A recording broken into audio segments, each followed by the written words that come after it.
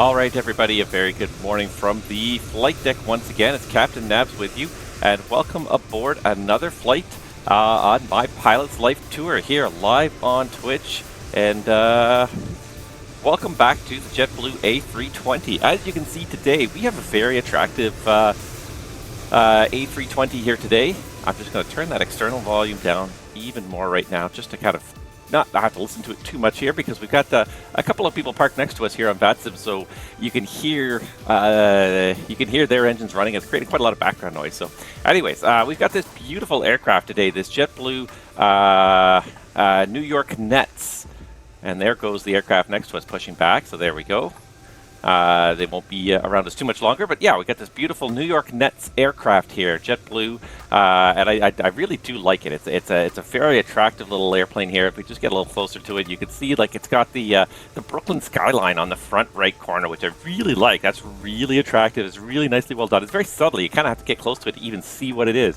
But once you get close to it, you can see obviously the skylines there. We've got Brooklyn there. We've got, of course, the logo for the New York Nets there. It's a fantastic little airplane there. Yeah, I really love this variety of airplanes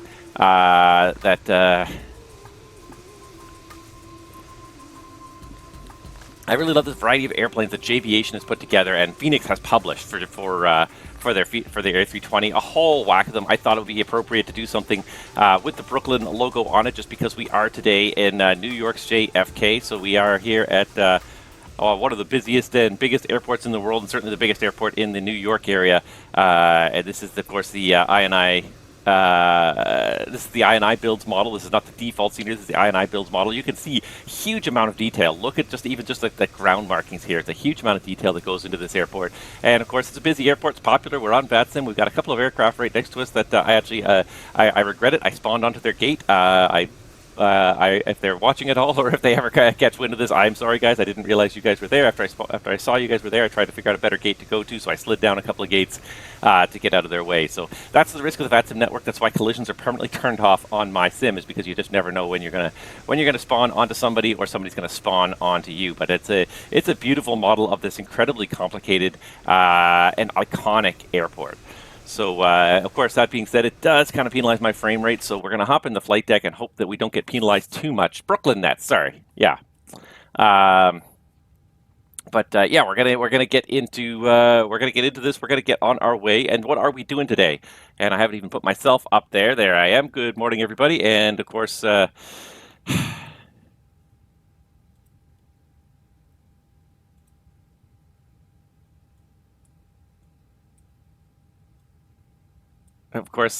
could see now this whole background thing is kind of messed up here, which it wasn't 3 minutes ago, but the sun has come out even stronger. It's supposed to rain, actually, in a few minutes. It came out even stronger. Let me just see if I can adjust that. Give me a second here.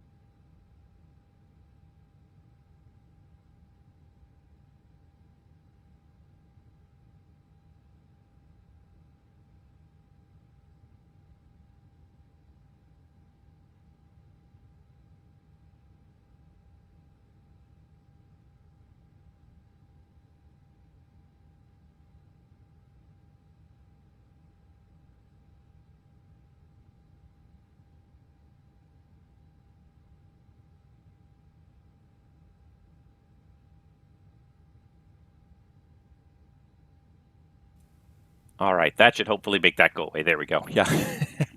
Even I just tested it like 4 minutes ago, and it was fine, and then the sun came out even stronger. It's actually supposed to start raining in a few minutes, but apparently it's not raining yet. So, yeah. Let's get this show on the road today. So what are we doing today? Today we are doing... what are we doing? We are doing... Let me do this one here. We are doing New York's John F. Kennedy all the way down to San Juan, TJSJ. So once again, and why won't it let me... zoom out to see the whole flight plan here. Auto follow. Let's just get rid of that, and then we can see the whole thing here. There we go. So that's our route today. We're going from New York to Kennedy down to San Juan, mostly over open water. So I'm going to try and bring some topics to talk about to make it interesting, because there's not going to be much to see looking out the window. And if I get enough of you guys watching, maybe we'll try and do something interesting and fail something substantial today, and see if it even causes a need for diversion. So I'll be willing to take suggestions in a little while, but let's get this show on the road.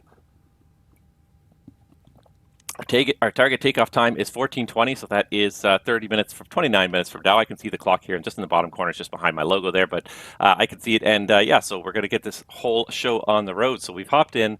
External power's already on the airplane. Actually, well, let me just turn this back up so you guys can hear stuff that goes on in the flight deck here. So external power's already on. We can get the batteries on. We can see their voltages are both good. And the most important thing in the 320 at the startup is to get those IRSs aligning. We need 7, 8, 10 minutes just to align those. Sometimes we need to get those aligning pretty quickly. So we get the nav lights on, the oxygen on, park and brake on, and just check the fluid level. So oxygen level looks good, engine oil level looks good. And this is one thing that I wish that Fenix would kind of take a lesson from PMDG and carry oil usage over from flight to flight. So whatever oil you ended the previous flight with is the oil that the next flight should start with. So memorize that for the next flight. That way you have to look at it, and you have to make sure it's full. And you can say the same thing for hydraulics. You know, over time these systems will bleed away a little bit of fluid through gaskets and whatnot.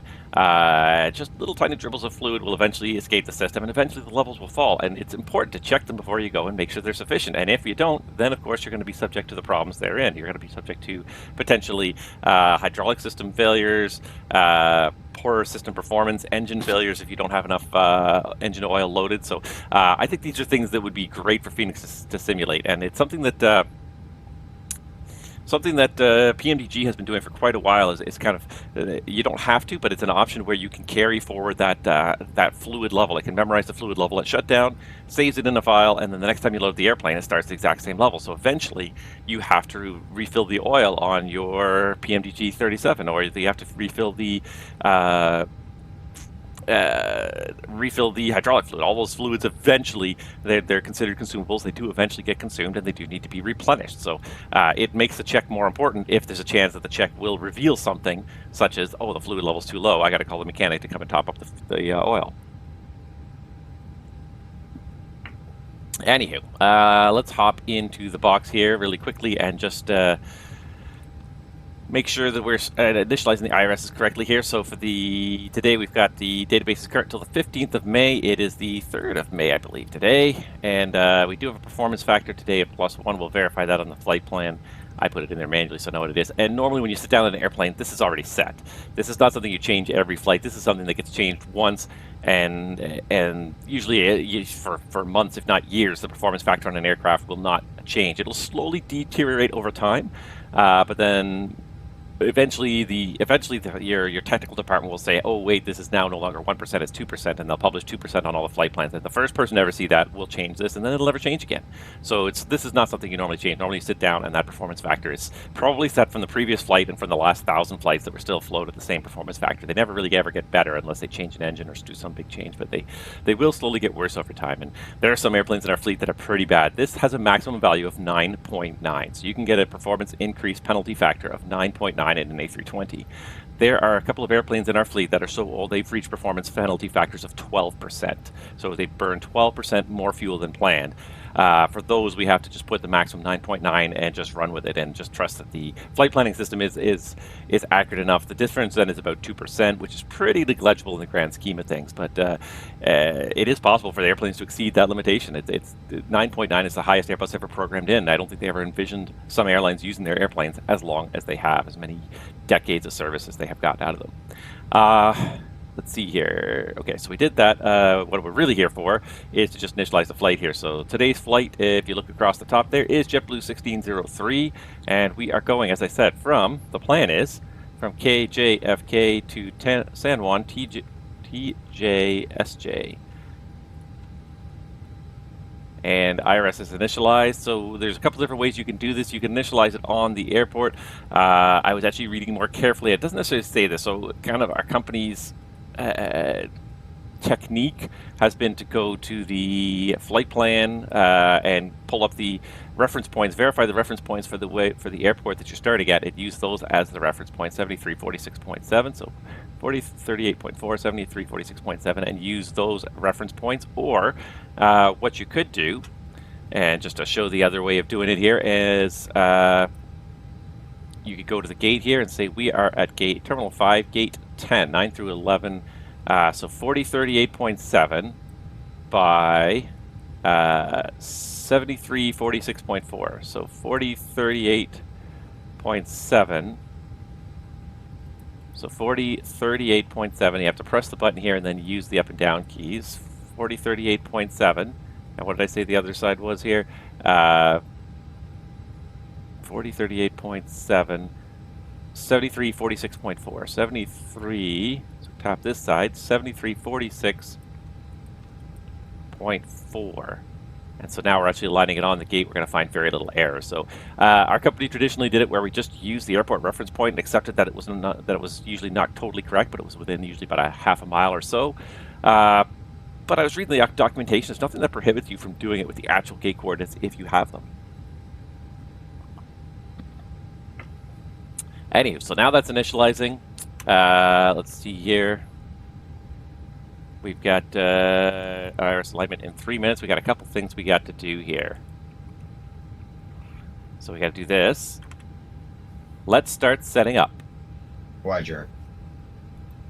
I feel like I've used that voice before, but and then we can also load our aircraft using GSX and The only trouble with that menu popping up is I clicked on something accidentally. I didn't mean to. I don't know if that actually did anything. Looks like the jetway's still in position. At least I think I thought I clicked the jetway button, but looks like the jetway's still in position. The other thing we can do while we're waiting here, so we got to wait for the IRSs to align to get the ATSU going here, but we can do a couple of other things. First of all, we can go into our flight plan and just have a quick look at the flight plan. Make sure that there's nothing crazy on our flight plan. If I can bring it up here. Why can't I bring it up? There it is. Thank you. He's running all the tests for us. You'll notice that we have an MEL today. So 743102 Alpha, Engine 1, Ignition B, unserviceable. So I can't remember if I've done this one before, but it creates some interesting possibilities here. So I've got the MEL up here. And first of all, if you actually go to the previous chapter here, I was reading it.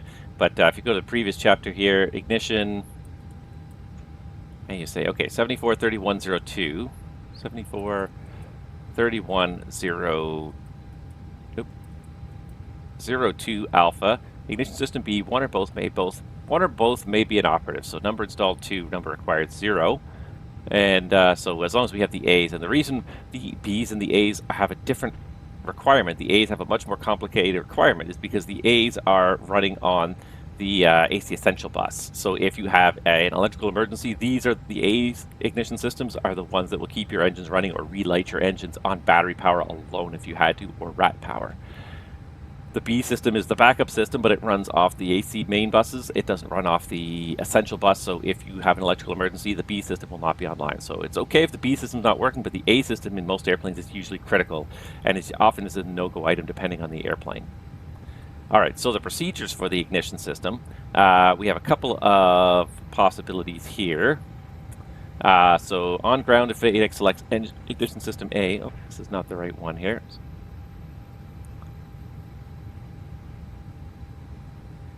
Ignition system B, here it is. On ground, if FATEC selects ignition system B during an automatic start, the engine fails to start and the alert related to the failure of the ignition system B appears on the engine warning display. Then the FATEC automatically initiates an additional engine start attempt with both ignition systems selected. To maximize the probability to start the engine on the first attempt, the ignition system A must be selected by the FATEC. Perform one of the following engine starts. You can either do an automatic start, but you have to pull the circuit breaker for the ignition B so that it automatically senses that the ignition B is not working and triggers the ignition A every single time, because normally it alternates A the start, B next start, A the start after, and so on and so forth. So by pulling the circuit breaker for B, you force it to use ignition A because it recognizes B's offline. The second possibility is to do a manual engine start. It remains possible to perform an automatic engine start without pulling the circuit breakers of ignition system B. The first start attempt may be successful because the FADEC may select ignition A. However, the first start attempt may fail because the FADEC may select ignition system B. At the end of the day, it's not a big thing.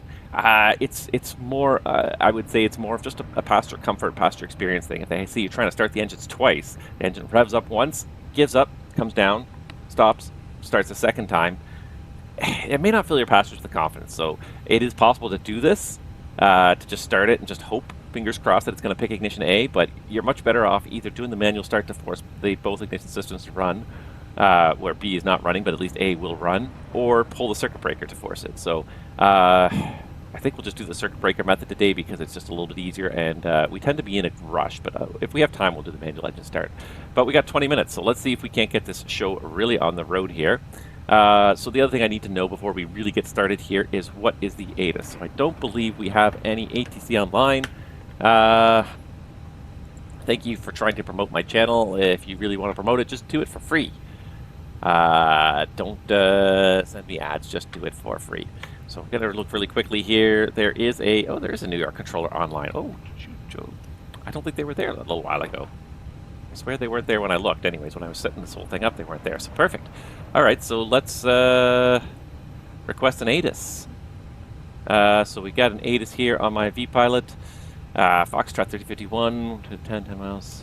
Approaching to use ILS 4 right, 4 left, departing runway 4 left. Operators final days. So 4 left for departures today. Beautiful. Love it. All right, perfect. So we got a departure runway, and we're just about set up, but let's just do the takeoff data here. So let's do the takeoff calculation, and then we can get into the box.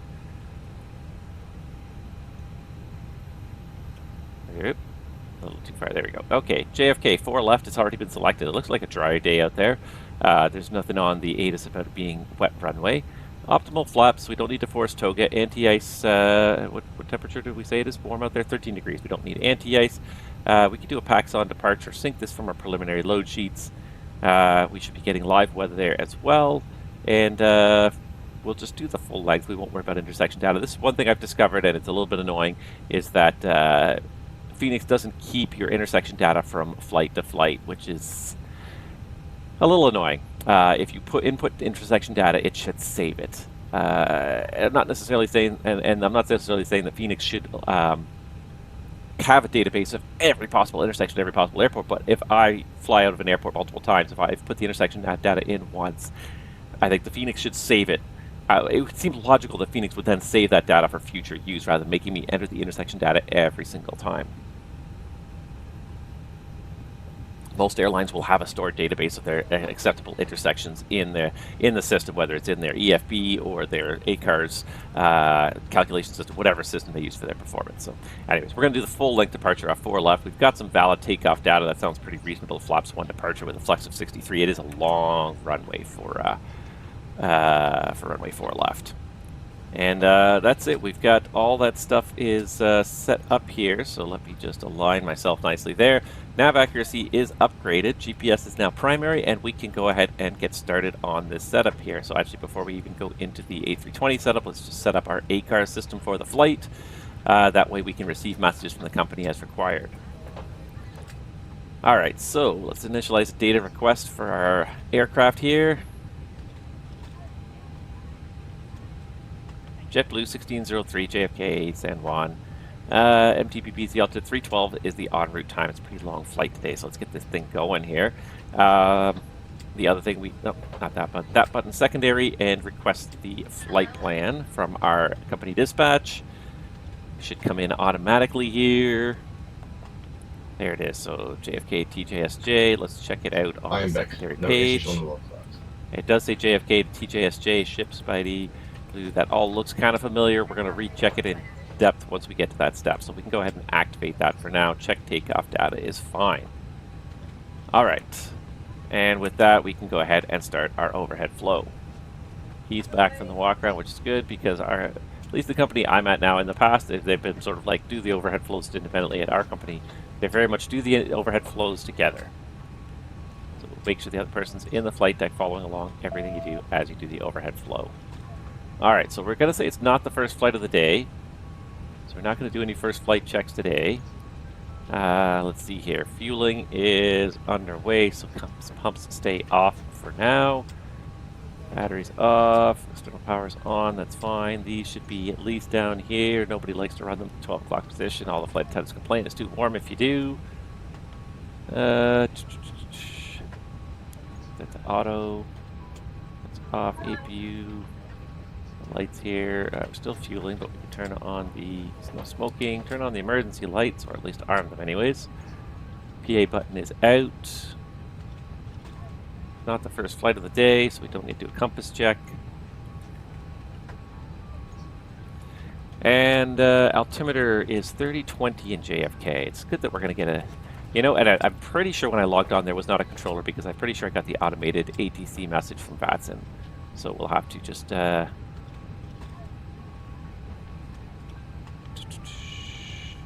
let's see here, let's just start increasing this. So I hope that Fenix does provide this update soon where they have a standby altimeter in inches of mercury.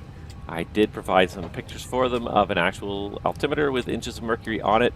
And it looks exactly like this, except the units are different. Exactly the same layout as the hectopascal, the metric altimeter. So it really should not be a hard thing for them to add maybe a third option. So you can have the ISIS, you can have the standby in metric, standby in American units. Or imperial units, or whatever you want to call it. Alright, refueling, no smoking, parking brake, TCAS standby, company message, APU bleed. Those are all fine messages right now. Alright, and so what have we got here? We've got New York approaches on 2812. I'm not going to actually, I'll tune it in. But I'm not going to, actually I may even swap it over, but what I will do then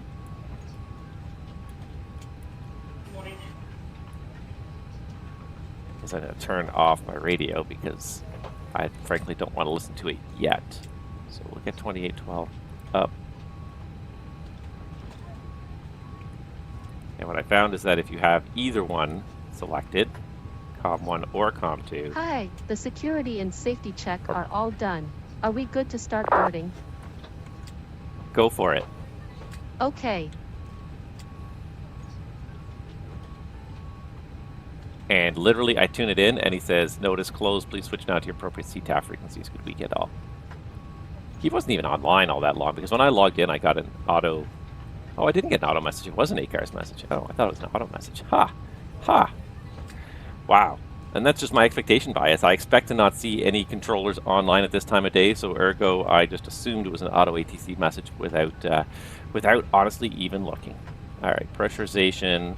We got to kind of scroll down for this because we need to see that the field elevation is good. 0 feet for TJSJ makes sense, and the status page looks good. Thrust levers, idle, off. Ignition's normal. Rudder 0. Parking brakes off. Parking brakes on, and the emergency gear is stowed. All right, nothing for the audio panel on the number 2 side. Standby number 1. We've got, he just logged off, but we do have a PDC code from him here. Squawk is 2641, so we're going to put that in, even though he just logged off. 2641. Done. All right. And with that, we can do our flight instrument check. So I've got one FD2, and of course I would check over here and say, let's see, one FD2. Altimeter is 30-20 inches indicating 10 feet, 30-20 inches indicating, we'll call it 10-20 feet, and 30-20 inches indicating 10 feet. And the heading of 010, excuse me, 010. And yeah, 010, 010.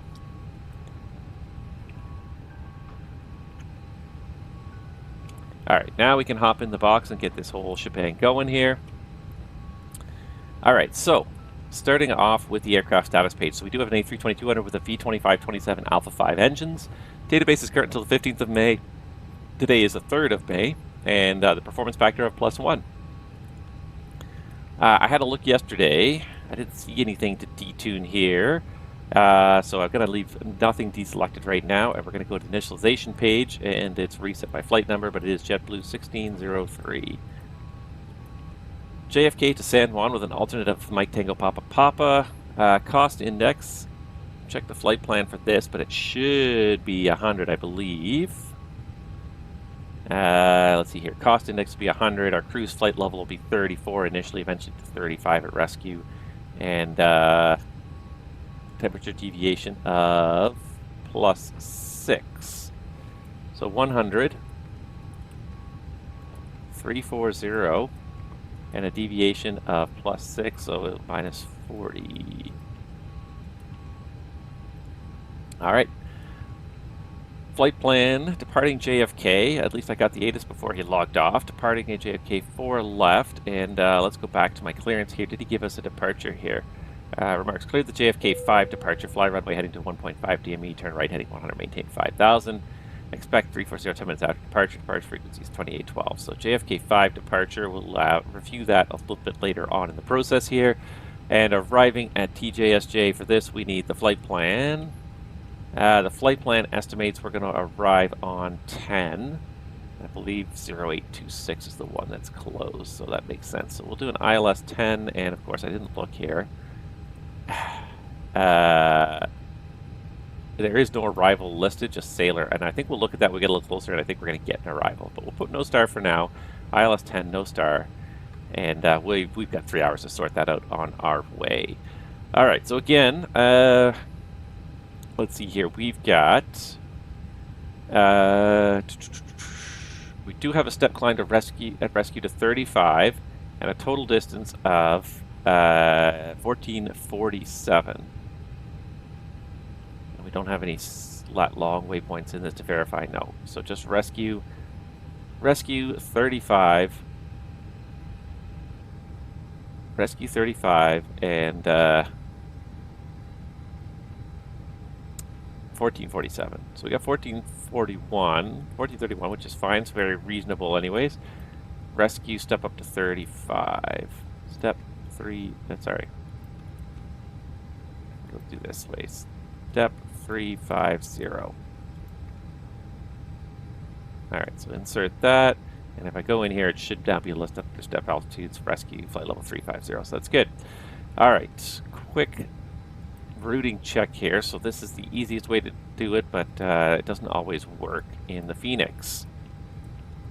But it should be able to store the flight plan and abbreviate it and figure out what it's doing. About half the time it works, half the time it doesn't. So we're going to have to go through it a little bit more the old-fashioned way here. So I've got this. I'm just going to pop it on my other screen so it doesn't keep getting overwritten by the sim here. But for our routing today, so we're ship Yankee 49 to rescue. So you can see after JFK, it's ship Yankee 49 as far as rescue. From there, it's direct skipper, and then Lima 455 to Lent. There's Lent. From there, Mike 423 to Pling. Mike 423 to Pling, and then Route 7 to Sailor. And then after that, it's direct destination. And so there's the approach. We'll sort that out, that transition out when we get a little closer in. All right, so the routing is good. RadNav, the auto tune is good. It's got the lope for 4 left already tuned up. Secondary, we'll copy this, and then we'll put in an arrival on 4 right. So after the discon, I'm going to put in a new destination of JFK, ILS runway 4 right, just in case. So arrival, ILS 4 right, no stars required. Let's just check it out here. So JFK 4 left, discon, then we get Zettel, Abbey 4 right, that's fine. I'm pretty sure that, actually I think 4 left is the longer runway. Either way, something to come back to. We're not that super heavy. And just checking the primary, we didn't change the primary. JFK 4 left to TJSJ runway 10. All right, the initialization Bravo page. Taxi point 2 is okay for JFK. Route reserve 0. Alternate, again from my flight plan. Alternate, we're looking at basically 3 tons. Final reserve of 1.1. So 3 tons for alternate, 1.1 for finals. And the ZFW, so we should hopefully have it over here. So the easiest thing to do is pull it up over here. Go ATSU, AOC, receive messages, and check out our load sheet. So I'm just going to load this one so it's no longer prompting me to look at it. Edition number 1, which means this is the final numbers, 58.1. 58.1 by 30.9. 58.1 by 30.9. Perfect. And just for takeoff weight, 27 is the takeoff Mach. Fuel on board is 14 point, we'll call it 14.3. We'll round it down ever so slightly.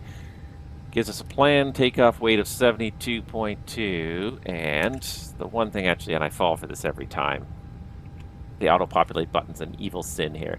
I'm going to do 72.4. So and our company policy is generally to always increase the planned takeoff weight by 500 kilos to give you like a little bit of a margin. We're allowed to be as much as 2 tons under our calculated takeoff weight here, under our performance numbers.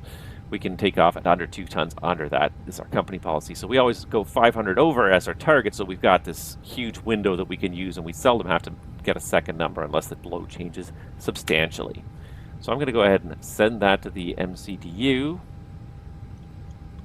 And back to the box. All right, and we also just need a trip wind here. So the average wind component of plus 18. So it's a little bit of a tailwind, but not much. At least it's not a headwind. It gives us total trip time of 8.8 for 3 hours and 9 minutes. That sounds actually pretty close to what we had there. 312, 8.8. Oh, I like it. Perfect. The extra is 1.4. So we got 500, 1,000 of ATC in weather, and then contingency of 1,400. Yeah, that all adds up. Perfect. So we're going to clear that back out again because we're going to request the wind by ACARS to get a more precise wind profile across our entire flight plan. In the real world, this usually takes about 3 minutes. On the Fenix, it takes about 3 seconds. So there it is. Make sure it's blue for all the phases. If it's green, it's not actually loaded. It's just kind of sitting and waiting to be actually activated, but blue means it's activated, so that's good. The performance numbers for the takeoff runway 4 left with no takeoff shift. We've got a flaps 1 departure, flex of 62 degrees, 58, 60, and 61 for the speeds. Standard transition, 18,000, 15, 10. We're going to go 10, 10 across the bottom here. So we're going to do noise 2 departure.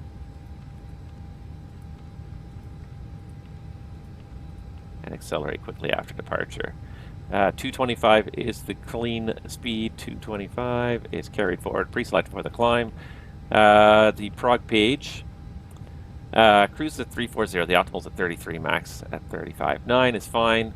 We'll put the JFK VOR as a reference point here, so we are 0.8 Hi miles. guys, GPS here is primary, the load sheet nav for you. accuracy high, and IRSs are all naving at 0. Thank you. No problem. Have a safe flight. All right, so that's all in the box. Fuel is done, 14.3. If we got the fuel ticket, we can go ahead and close the door. And it looks like we do have fuel. It's balanced. And there is fuel in the center tank, so we're going to turn on the center tank pumps. And we got our fuel ticket. Ooh, look at that nice blue interior there. But we're going to close the door, and you guys can get ready to disconnect. He started the APU a long time ago. I didn't even want him to, but go ahead and take away the external power. That's fine. So we've got fuel is good. Load sheets are already accepted and loaded, and the logbook is on board. No snags. No. The 24 or the daily service checks are done. We can get going here in a minute. So let's just quickly review the flight plan here, and again, let's go. Just load up Navigraph really quickly here, slow as it is, but it looks like we've got 420, and then it looks like he gave us amended instructions. However, the controller's gone offline, so now the question is, do I follow the instructions he gave, or do I follow the SID? Because now he's offline, not there to witness what's going on. Let's just reconcile this. Normally, of course, if ATC gives you something that conflicts with the SID, you'd fly what ATC tells you. They have a better overall understanding of the traffic situation. So let's just see what it says here for 4 right. And it does say climbing right turn heading 99. Oh, it's a 99. I thought it said 89. It is 99. and top altitude 5,000. So he basically, his instructions emulated the SID, and basically assume the VATSIM pilots are idiots and will not fly the SID as published. So he tells you, remarks, clear the JFK-5, fly runway heading to 1.5 DME, turn right heading 100. Which is not quite what it is in the SID, so let's do it the way he wants, even though he's not online anymore. Maintain 5,000. So we'll take it runway heading to a 1.5 DME. So 4 right. Looks like the inverse heading is 224, so it should be 044. So what we'll do is we will pre-select 044.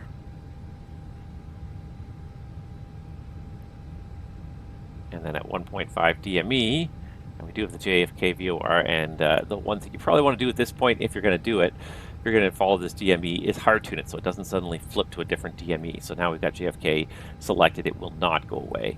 Just to make sure it doesn't flip to some other DME while you're still trying to read it, and utilize that. The other thing you can do is you can put in a fix and a circle. However, the trouble with the circle is that Airbus only lets you put in even miles, so you can't put in 1.5 mile circle. You can put a 1 mile, a 2 mile, but you can't put 1.5, which I find that's one shortcoming of Airbus. They don't let you do decimal offsets. They don't let you do decimal radial circles, like radius around a fix. Okay, so we were supposed to depart 2 minutes ago. We're going to get this show on the road here in just a couple minutes. First, we just need to do a quick departure briefing.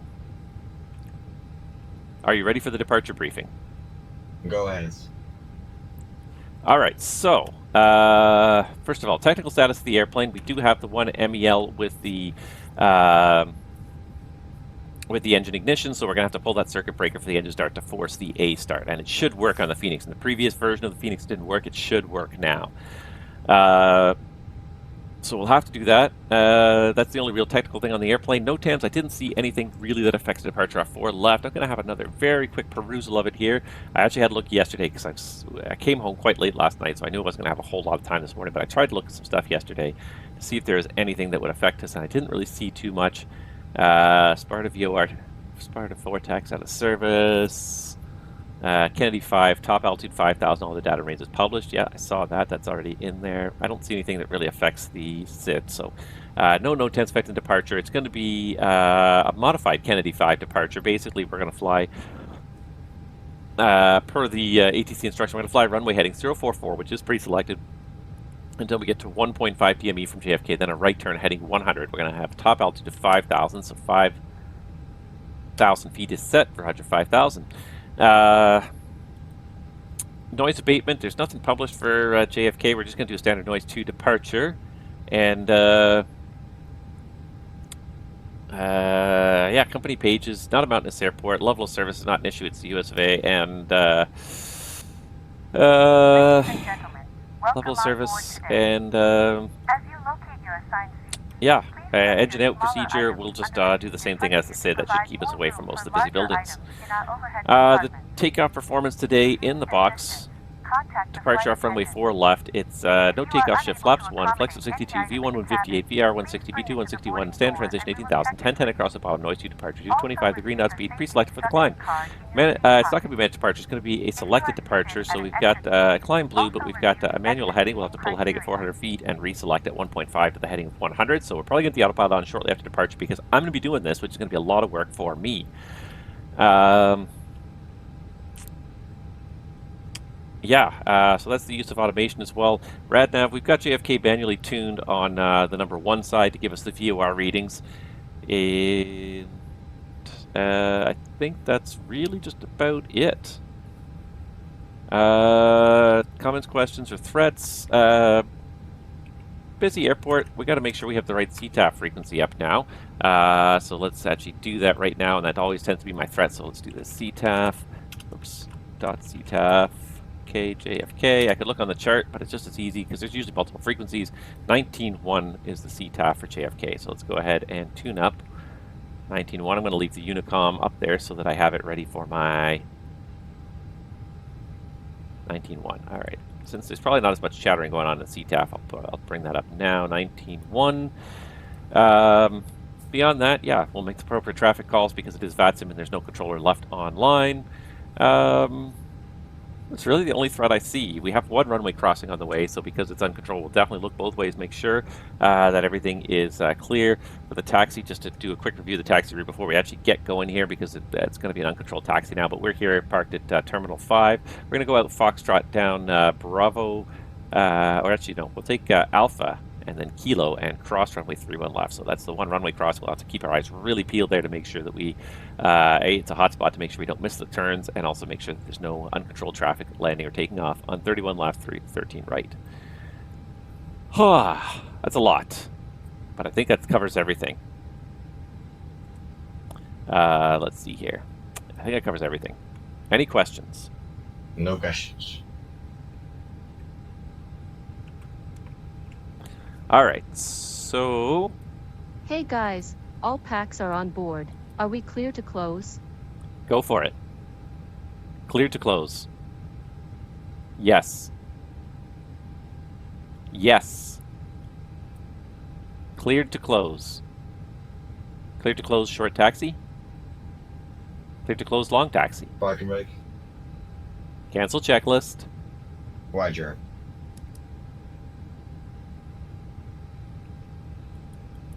Thanks for blinding me.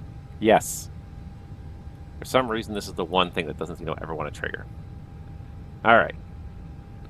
I think we got everything done here. So we got external power is off. I'm going to put the beacon on just because that triggers GSX to start the pushback process. That should pull the bridge away and do all the rest of the stuff that we need to do here.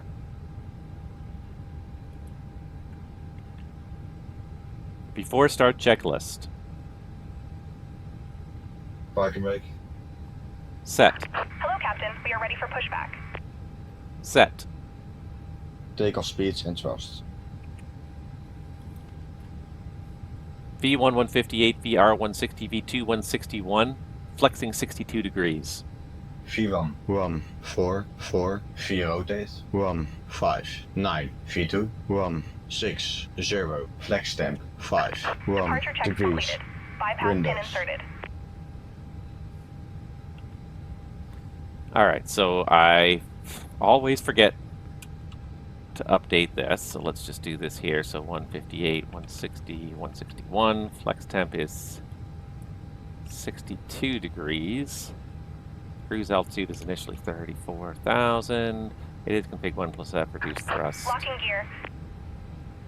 Thrust direction 1,000, transition, takeoff CG. Yeah, that's all good. Okay. Repeat last. Windows.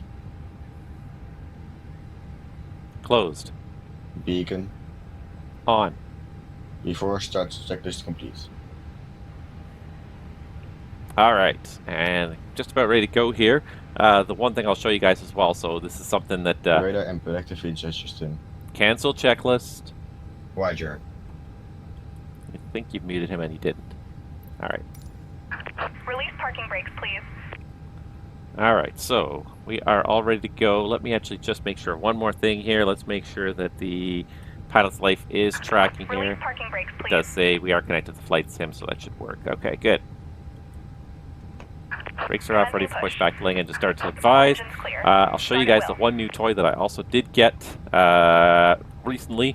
This is basically a little reward to myself because I actually got a profit sharing bonus from the company, so I decided to splurge a little bit on myself. So I now have also the Thrustmaster quadrant here for flying the Airbus, which is kind of nice because you've got not only very realistic thrust levers that actually have clunking detents that you can actually get into the right detent, though they're not quite as clunky as the real airplane. They're very close, and they certainly are better than trying to sort of spot it on the honeycomb with no detents.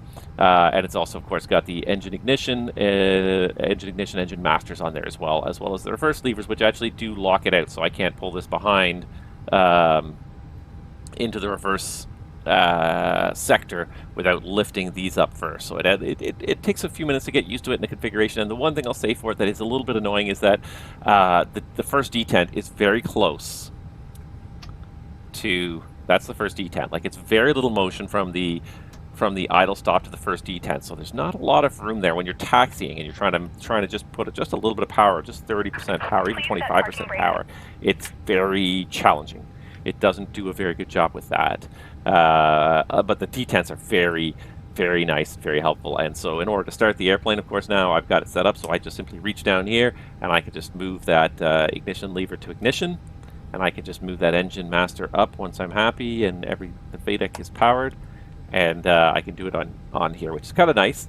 It's nice not to use mouse for everything. And I would like to kind of have the add-on as well, so I can have the parking brake, which is another thing that you use a lot here. So parking brake is on, engine is starting, and it was engine 1 that we said had the MEL, I believe, right? Here I am, I'm obsessing over my stupid little thing here, and it's engine 1 ignition B, so we're going to have to pull that circuit breaker in a second here, but first we'll let this thing run here. So we do have fuel flowing.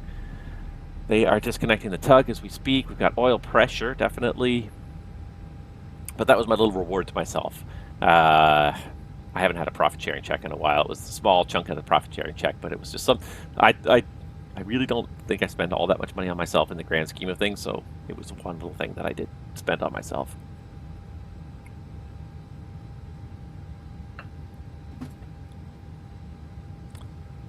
Tow truck disconnected. All right. Bypass pin removed. That EGT is always gets a lot closer to the red line on right the is clear. IEs than the CFMs. All right. Looks like engine 1, engine 2 is good. Now, in order to do engine 1, we've got to pull that circuit breaker. So which circuit breaker is it? Go to the MEL. And it is. Engine 1, ignition B is going to be P41 or P42. I think it's going to be P41 for engine 1. So let's go back over here. And let's go P41. And there it is. So engine 1, system B. So we pull that. And now it should automatically start on system A. So we've already still got it in start mode. Here comes the engine master. And let's just have a little look-see here which ignition fires off here in a second. So valves open, N2 is increasing. And when we get to 25%, we should see fuel flow and we should see ignition A come up here. There's 24%. And it should fire with ignition A here. So it did force ignition A. That could have been random. It could have been forced. The only way you'll know for sure it really works is if you're doing multiple starts and multiple consecutive flights. But the next start should, in theory, be on B. But because B is disabled, it should automatically sense that and always select A until we stop pulling that circuit breaker when the MEL is rectified. We could have also done a manual start, which forces both ignitions on each and every time you do a manual start. But it's a little bit more laborious as a checklist to follow. There's circuit breaker tripped rear panel N to R, so we're going to go check that in a second here. First of all, we're just going to let the engine start finish here. Available. Good. Good. Alright, all the values look good. And I can turn down and just do this on my throttle quadrant. Looks like our tug is gone, our pin is gone. So we can put this back in. Now that the start process is complete. And let's just hit a recall for a second here. And our ECAM is gone. So that was this one circuit breaker that was tripped. Never assume that the circuit breaker that trips is the one you think is tripped. It could be that a second one is tripped. Every time that message comes up, you need to verify which circuit breaker is tripped. Just because you have one pulled doesn't mean that another one hasn't tripped. Looks like somebody departing for left. All right. I think that's everything. After start checklist. After start checklist. NTI's.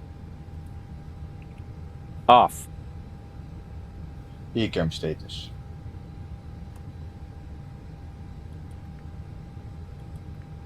Checked. Pitch stream.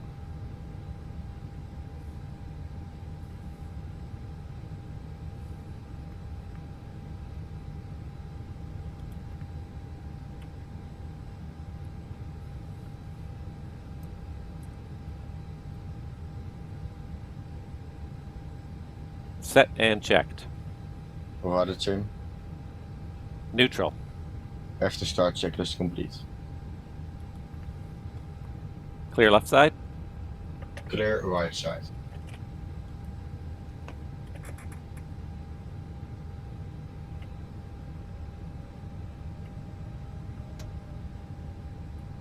Brake check. brake check. Pressure 0. Pressure 0. So this is the only part that I don't like about this TCA throttle quadrant, is just the fact that you have very little margin to bring thrust levers up while you're taxiing. You generally want to bring them between, you want to play with the most between about 20 and 30%. And because it's the first detent is only like a centimeter away from the idle detent, it's very hard to get much precision of motion in there. So for the ground operations where you're actually using the thrust levers, I find that's the one place where it's not very precise. I feel like the detents could have been just a little bit further along. And I don't know how the detents are designed. I don't know the engineering behind it, but that's just my feeling about it, is that for the most part, having the detents there is wonderful because 99% of the time that's how you fly an Airbus in flight. But for the ground maneuvering, that's the only problem with the Thrustmaster TCA quadrant, is that there's very little range of motion to get the ground movement. So the difference between 20, 30, 40% thrust is like about 1 millimeter to 2 millimeters. So you really have to be very careful. I turned the friction way up on the quadrant just to make it easier to just move it in very small increments. Otherwise, I like it though. Having the detents is so nice on the takeoff. No more looking down, no more not sure if you're going to make it or not. Flight control check. Ready. Full up. Full down. Neutral. Full left. Full right. Neutral. Full left. Full right. Neutral. That pedal disconnect button's nice too.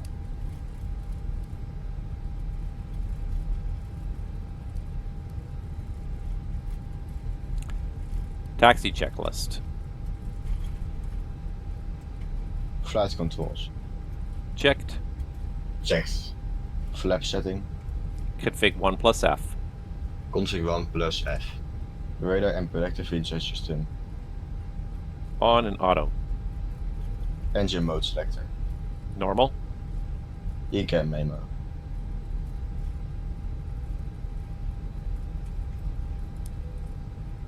No blue. Takeoff, no blue. Taxi checklist Once complete. again, ladies and gentlemen, welcome on board our flight today. This is the lead flight attendant. Please direct your attention to the cabin crew for important safety information. Flight There deck. is an instruction card in your seat pocket. Flight deck captain here. The cabin is now secure for takeoff. Thank you. Regulations require Set the compliance call. with this information as well as all crew One. instructions, lighted information signs, and New York posters. JFK traffic. JetBlue 1603 is taxiing Alpha and crossing runway 31 left for departure runway 4 left. Looks like we're not the only ones here. I saw one guy take off. There's another guy just going to position there. It's kind of actually nice when you're on VATSIM and there's actually traffic. It's often does not happen that way. Clearly marked with exit signs and instructions for door operation. Each door is equipped with an escape slide. Locate the exit nearest you. Alright, so we kind of straight ahead, bear a little bit to the left. This is Kilo. In an emergency, lights will illuminate the aisle. And The cabin because is there's pressurized. If there is a loss of cabin pressure, a no panel controller will open and online, oxygen we're going to masks will turn the appear. strobe on. We're going to look again both ways, take it easy. And pull a mask towards you to But I start don't the see flow of any oxygen. traffic on 3-1 Oxygen left. will I see the flow one into airplane mask rolling on so the 4 mask left does there. not inflate. Cover your nose I think and he was mouth rolling. with the Yeah. mask. Having some Place the elastic Connect band issues around here. your head and tighten by pulling on the ends. Secure your own mask Whoop. before engaging others. Every once in a while, it's a little bit glitchy here. SimConnect is still not a very... And I don't know if it's SimConnect, I don't know. I feel like it's probably my computer. My computer does not have great performance, so I feel like a lot of it is my computer. I also don't hear anybody calling on CTAF. 19.1, guys, 19.1. And I found this, and I think JFK is one of those places where I think you're going to see it more than other places. I found this, I think, on the arrivals, that a lot of guys are not using the CTAF frequency, but I think a lot of people outside of North America, a lot of Europeans and people from other countries who fly to JFK because it's so iconic, they don't know, they're not familiar with the CTAF trial on VATSIM. I find that most of the American airports I go to, usually CTAF is usually very well used, but a couple of places like this that are very iconic and have a lot of international traffic, the CTAF is not being well used. So nobody's using the CTAF frequency here for their departure. I'm on the right CTAF, right? Before I bet all critical, let me just see here. The CTAF for KJFK is 119.1. 119.1. I do have it all tuned up. It does all appear to be working, so I think, yeah. But that's been a bit my experience with the whole idea of the CTAF, is that some people use it, some people don't. And I think the majority of people do. Most places I've gone in the US, I found CTAF has generally been well used, but again, I think it comes down to people who are who don't fly in the US every single day, are maybe not familiar with the fact that there is a trial going on. Whereas certainly the people who fly to all the different airports in the US, and so generally the minor airports, you're more likely to get CTAF usage, ironically, than at the major airport. That's been my experience. It's just anecdotal, but that's sort of been that's sort of my guess as to what's happening, because it's been a little bit problematic at some of these larger airports.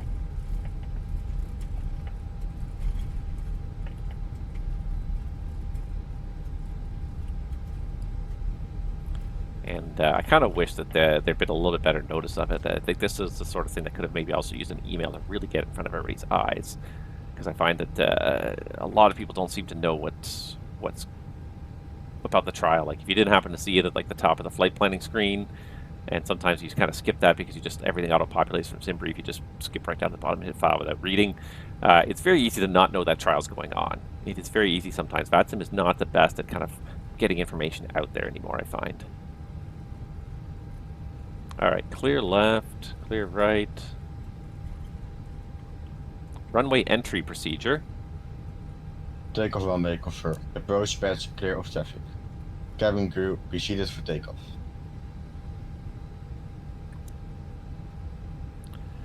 New York Kennedy traffic, JetBlue 1603 entering runway 4 left for departure, right turn out of the Kennedy 5. Lineup checklist. Takeoff runway. 4 left confirmed. Runway 04 left confirmed. TCAS, TARA. packs 1 and 2. On. Lineup checklist complete.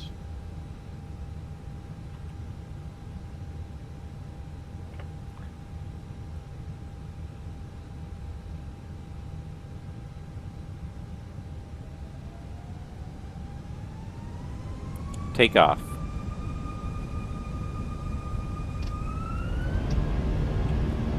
Kennedy traffic, JetBlue 1603 rolling 4 left.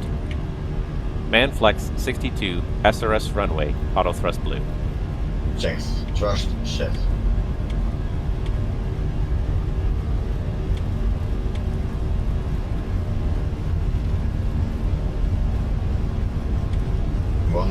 knots. Check.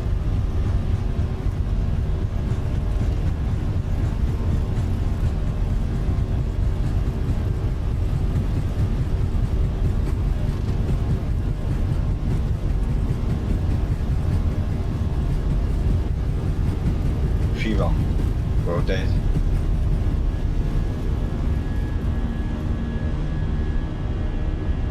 Positive climb. Gear up.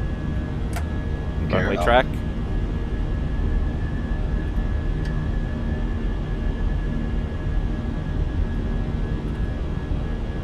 Heading.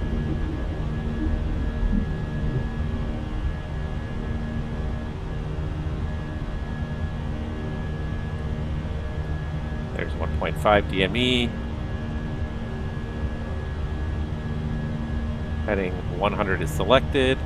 I've got open climb, alt blue. Thrust climb, auto thrust. Packs are on. Why is the APU still on?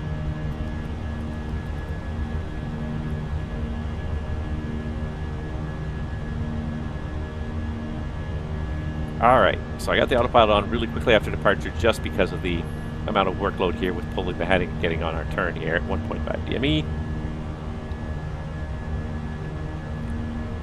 Kennedy traffic, JetBlue 1603 is airborne off runway 4 left in the right turn out southbound, final call Kennedy. flap 0. Speed checked. Flex 0.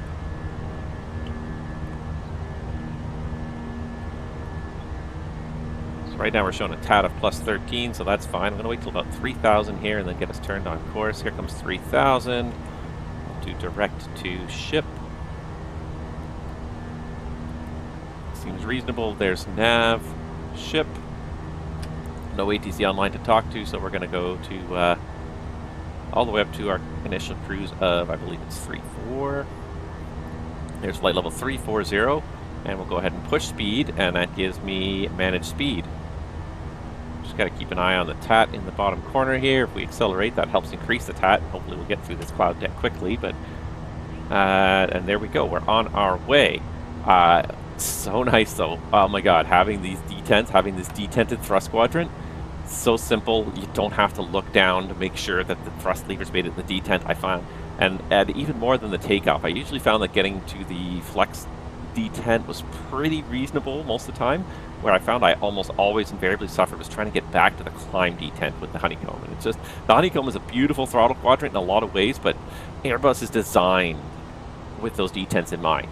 You're designed to feel it out. You feel those detents coming.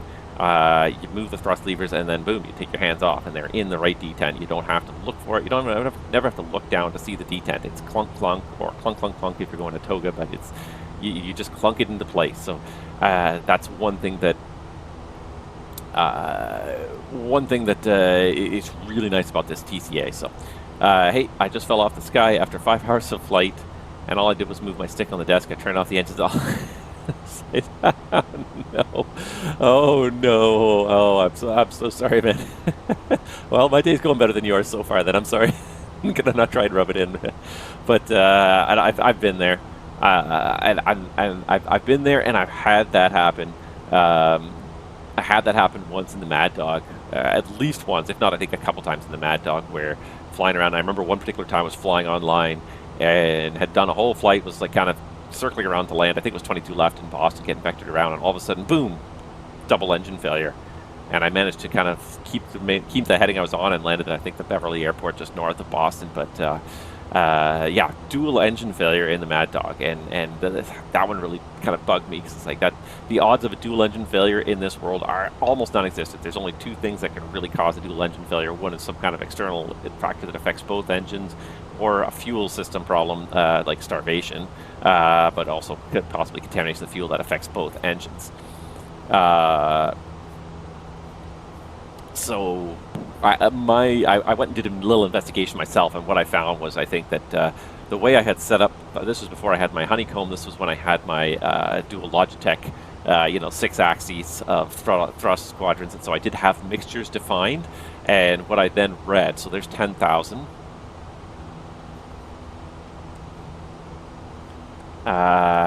He's got all that good.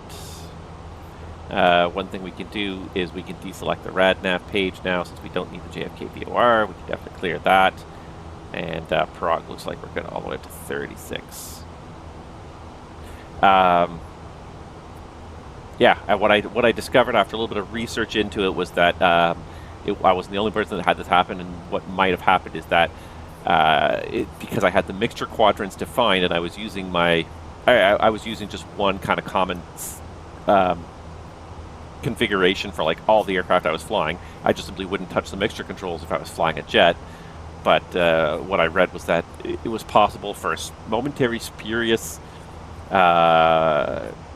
input from the mixture axis would cut off the Mad Dog's engine. So the Mad Dog recognized the mixture axis. I think the idea was that the engine masters could be your mixtures, and so if they momentarily went to zero while you're flying, even if it was just for a split second, due to just a little anomaly or whatever from the thrust quadrant, it would send that message, oh, turn the engine masters off, to the Mad Dog, and you get the dual engine shut off, the dual engine flame out. So that was only my theory what happened. I changed my configurations thereafter, and I never flew the Mad Dog with an active mixture axis after that, and I don't think I ever had the same problem come up. But yeah, it's amazing, all these little things, and this could be such a gratifying hobby, but it could be such a frustrating hobby at the same time when things don't go well. And I've had that many times.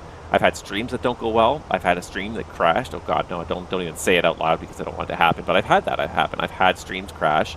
You know, I've had flights crash midstream, and you know, once you get past a certain point, you're like, I don't have the time to invest in restarting. It's one thing if you're 5 minutes in, you realize that something's not set up properly, and you go and you can reboot the sim after you've only done 5 minutes of setup. But when you get to the runway and you've already done half an hour to 40 minutes of setup to get the flight going, it's just not worth it. Or even worse is when you get the flight like 3/4 done and the sim crashes when you're on final approach, and you're like, it's so. You just need that closure. It's like I was so close to finishing the flight. I could have finished the flight, and then boom, instead the thing is gone. And it's so frustrating, and you're not going to go back and do it again, especially if it's a long flight, even if it's a short flight. And case in point, too, when you do group flights, and I've done this a few times with buddies that we've done group flights, and then somebody's sim crashes just after pushback or something like that, or just after takeoff. You're like, oh, well, do you want to just, you know, boot up and restart the flight from somewhere halfway down and kind of come up halfway through the flight and meet us at the destination and land at least with us at the destination? Yeah, there's another annoying little glitch, and PMDG is on this too, and I don't know if you've experienced this if you use their 37, but there's an annoying little glitch where for some reason PMDG will just stop recognizing all sim axis inputs. I can't remember if it's all the inputs or just all the sim axis inputs. So it seems to me to manifest itself during the taxi out if it's going to happen. You'll do the whole setup. You'll get everything going. You'll push back. You'll start taxiing. You'll get halfway to the runway, and you'll be taxiing. And then all of a sudden, all of your inputs will stop working with the 37. And you'll try to turn. You'll try to brake, and the airplane just keeps on going. Nothing can stop it. You can't even trigger the parking brake. Nothing stops the airplane. It just keeps going in a straight line because it stops running the rudder axis. It stops. It just all the inputs to the airplane suddenly stop. It doesn't happen very often. It happens maybe. 541 baby, good morning. It happens not even 10% of the time, maybe like 5% of the time when I fly 37, but boy, it's just you get into it, and the only way to get it back is I can't remember. I think you have to restart the sim to get it to work again. There's something with the way it's 37 set up. PMTG recognizes this is a problem. They said they've got many reports of this, but it's so infrequent even for the people who are getting it. That, you know, you get it 1 time out of 10, 1 time out of 20. That they're trying to track it down. They have some maybe, I think they said they have like a few thoughts about what it could be, but they really are having a hard time tracking it down because it's so inconsistent. And that's, yeah, it's such a great airplane most of the time, and I love flying it. But then every once in a while, you get that glitch, and it's like, well, I've invested like 30 minutes in this. Like, I don't have time to restart the sim, which alone on my computer takes about 6 or 7 minutes because I got a lot of add-ons that it has to load. Not to mention doing the setup all over again, and I can speed through a 37 setup pretty quick. But there comes a point where it's just like I just don't want to do it again, you know. And it's such a frustrating hobby like that. It's so often it's a very rewarding. Cross checks. Passing flight level 179. Perfect, checked. Most of the time it's a very rewarding hobby, but every once in a while, oh man, it just, seatbelts off now. Every once in a while you get those days, so I feel for you. I'm sorry, Head Shoot Man, I'm sorry that happened. Hopefully you had a fun flight before that, and go outside and enjoy the weather for today now. It's getting to be quite nice out there finally. It's May, and April was very rainy this year.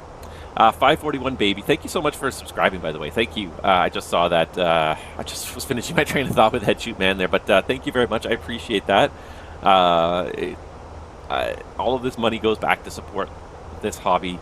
None of that money, I really don't make very much off the stream, so all of that money that I ever make off streams goes into one of two places. It supports either software or hardware for my flight sim. So right now the ratio is about 50-50. I'm slowly saving up money for what's probably going to be an RTX 4070. I've been kind of shopping a little bit. I'm a little over halfway to get to having enough money saved away. And I probably could have taken that money instead that I used on this throttle quadrant and gotten one and put that towards the RTX 4070. But whatever. I mean, my sim runs okay as it is. Some of my pain has gone away since I uninstalled GSX. I feel that too. Did you get the MiniFCU? Oh, I absolutely did. I did. I got the MiniFCU. It's fantastic. And the one thing actually, and I will point this out, and I was thinking about this, and I finally figured it out here. Let's see if I can find it here. But the one thing that was annoying me about the MiniFCU here, scrolling acceleration. There it was. I finally turned off scrolling acceleration. I was looking for it in the menus, and I forgot that Fenix had an option in the menu. The scrolling acceleration for accelerating all the knobs on the FCU. So if you start to turn the altitude knob, if you turn it enough times, it starts to really shoot up fast. The real airplane doesn't do that. You have to turn it with the right number of clicks. So there was always between MiniFCU and my between MiniFCU and the aircraft, there was always a bit of discrepancy. And MiniFCU and the wonderful things. Oh yeah, I ordered MiniFCU with the initial Kickstarter. I got it at like the second tier of the initial Kickstarter, so I got mine just before Christmas. It was a fantastic kind of Christmas gift to myself. I wasn't kind of. It was one of those things where like the Kickstarter ran I think in like May, so like you knew it was going to be a long time coming. I wasn't expecting it to be. I wasn't expecting it for Christmas per se. I honestly I thought it was a great idea. I was excited for it, and I spent the money, and then I won't say I forgot about it, but what am I trying to say here? I hadn't even given up on it, but I just put it out of my mind. It's like, if it happens, great. When it happens, great. But it's not something I'm going to be looking forward to. So,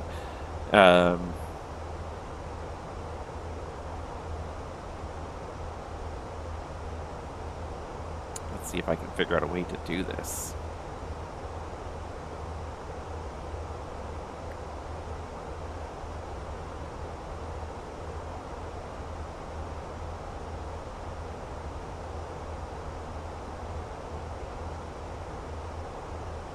And I was just trying to do something here to show you guys.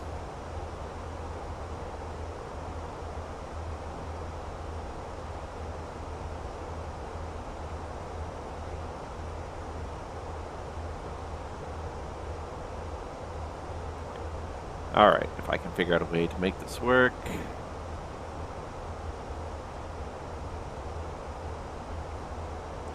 I've been trying to figure out a way to make this work for a little while here.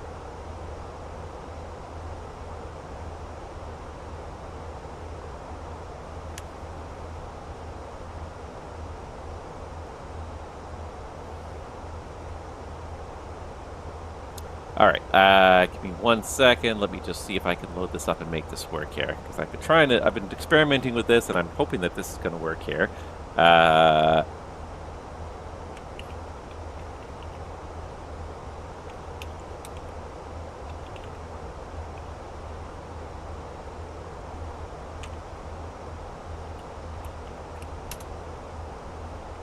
see if this works or not.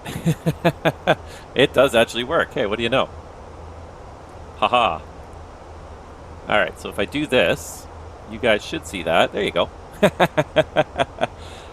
My very messy desktop, so please don't pay too much attention to it here. But yeah, there is my MiniFCU. Pardon my arm as I pass it back and forth. But it's so nice, and this is new, is that this has now the numbers on it. So now when you actually spin the numbers here, so what do we have, 25,000, I can play with this a little bit, but it actually matches. And what a beautiful improvement that is. It's absolutely fantastic. It's just such a game changer. And especially because of the way the push-pull of these knobs works, like the fact that you have to pull or push. So if I want to do open climb, I pull. If I want to do managed climb, I push. But the fact that actually works now, and you can actually do that, you can push and pull these buttons, it's so much easier. Trying to push and pull these buttons in the sim is one of the most annoying aspects of trying to fly the Airbus in a simulator. That push-pull, having these little tiny click spots here at the top and bottom of the screen is just trying to get them at the right moment is so frustrating. So I'm so happy that I spent the money on this. This is totally worth it. Having the autopilot button right here, easy to get to, but most importantly having these knobs here, so you can even do the 100,000 selection.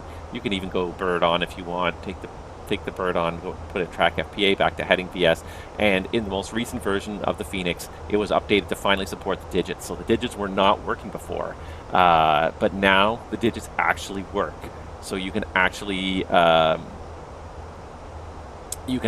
see the digits on here, and they, like I said, the one thing I found when I first started doing this was that it was very hard to use because this, and I'll show you here. Actually, I can probably do this here. So if I do this, if I turn scrolling on, and I'll show you how annoying this was with scrolling on.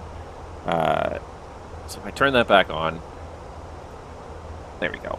So with scrolling on, because it suddenly increases the way things work, so it often does not match, and you'll see the MiniFCU will kind of jump back a second later. So I'm not, because I can't really change this enough here.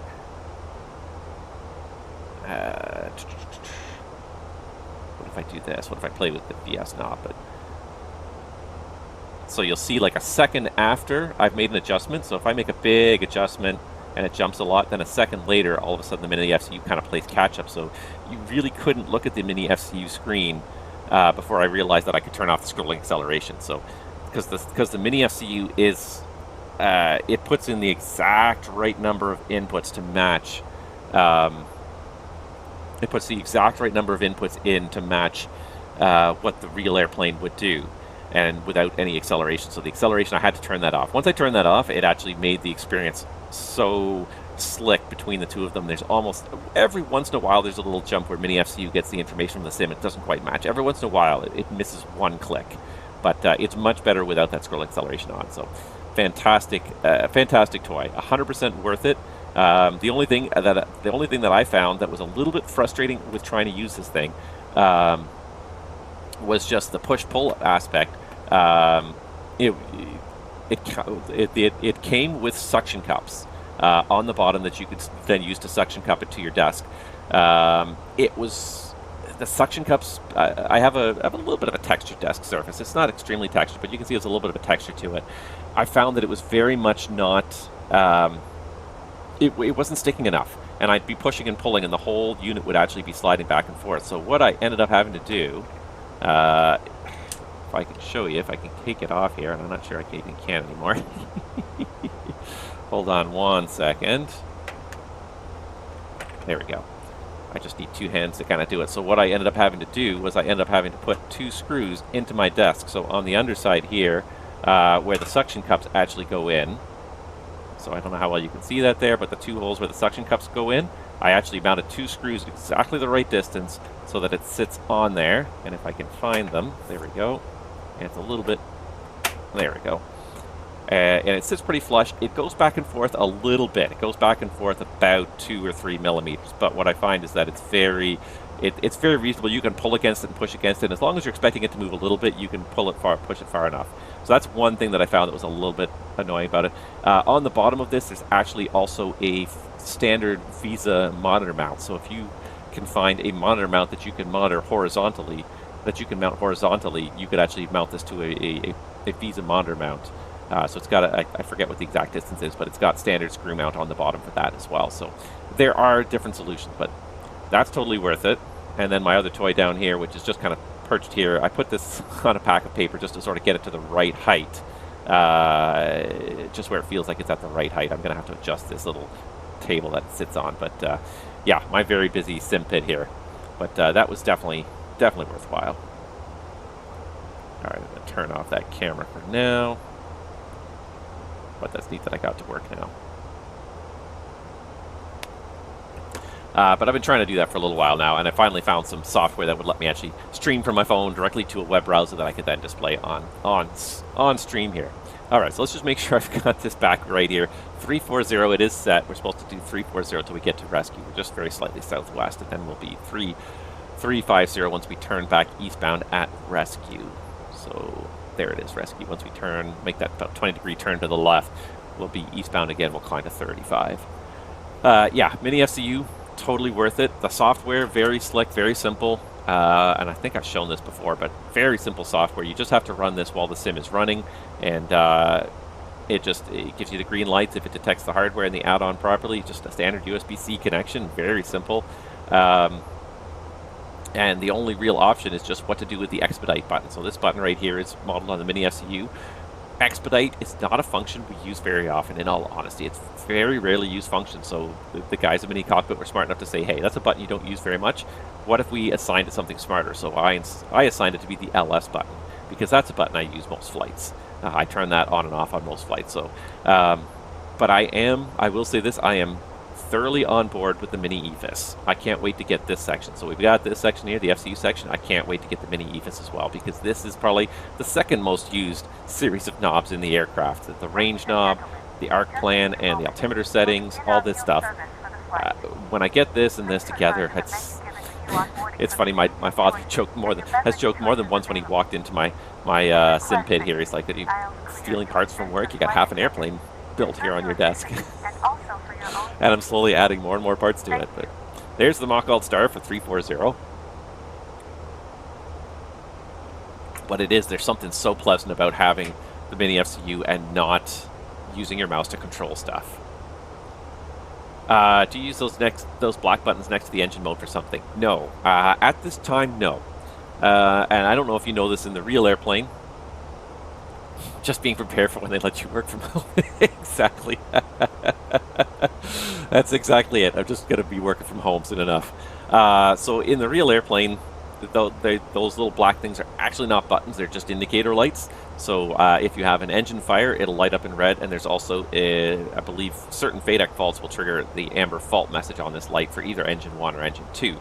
On the TCA thrust quadrant, they are actually buttons. I haven't figured out what to do with them yet, in all honesty. I don't know what to do with them. Maybe park and brake might be a good idea. Yeah, they're not actually buttons in the airplane. They're just simply indicator lights in the airplane. But on here, they are actually buttons. On the throttle quadrant, they are actually buttons. I haven't figured out what to assign them to yet.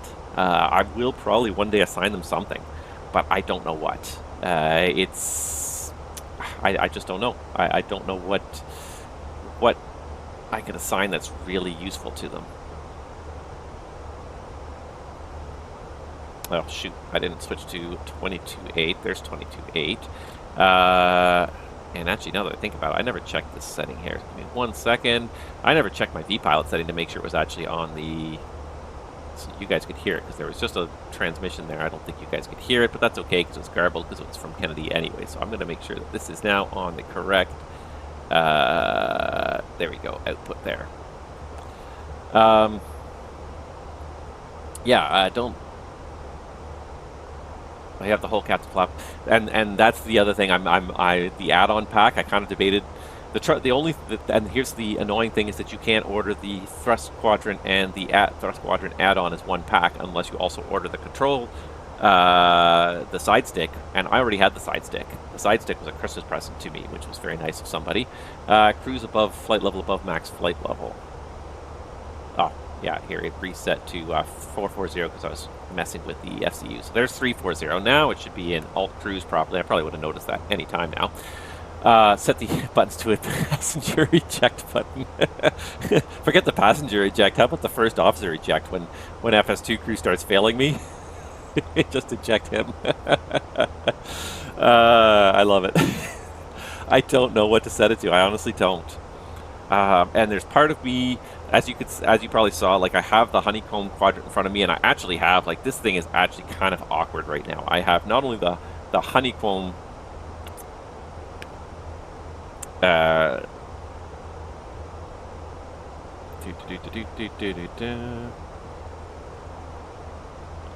so yeah, if I can bring this back here again.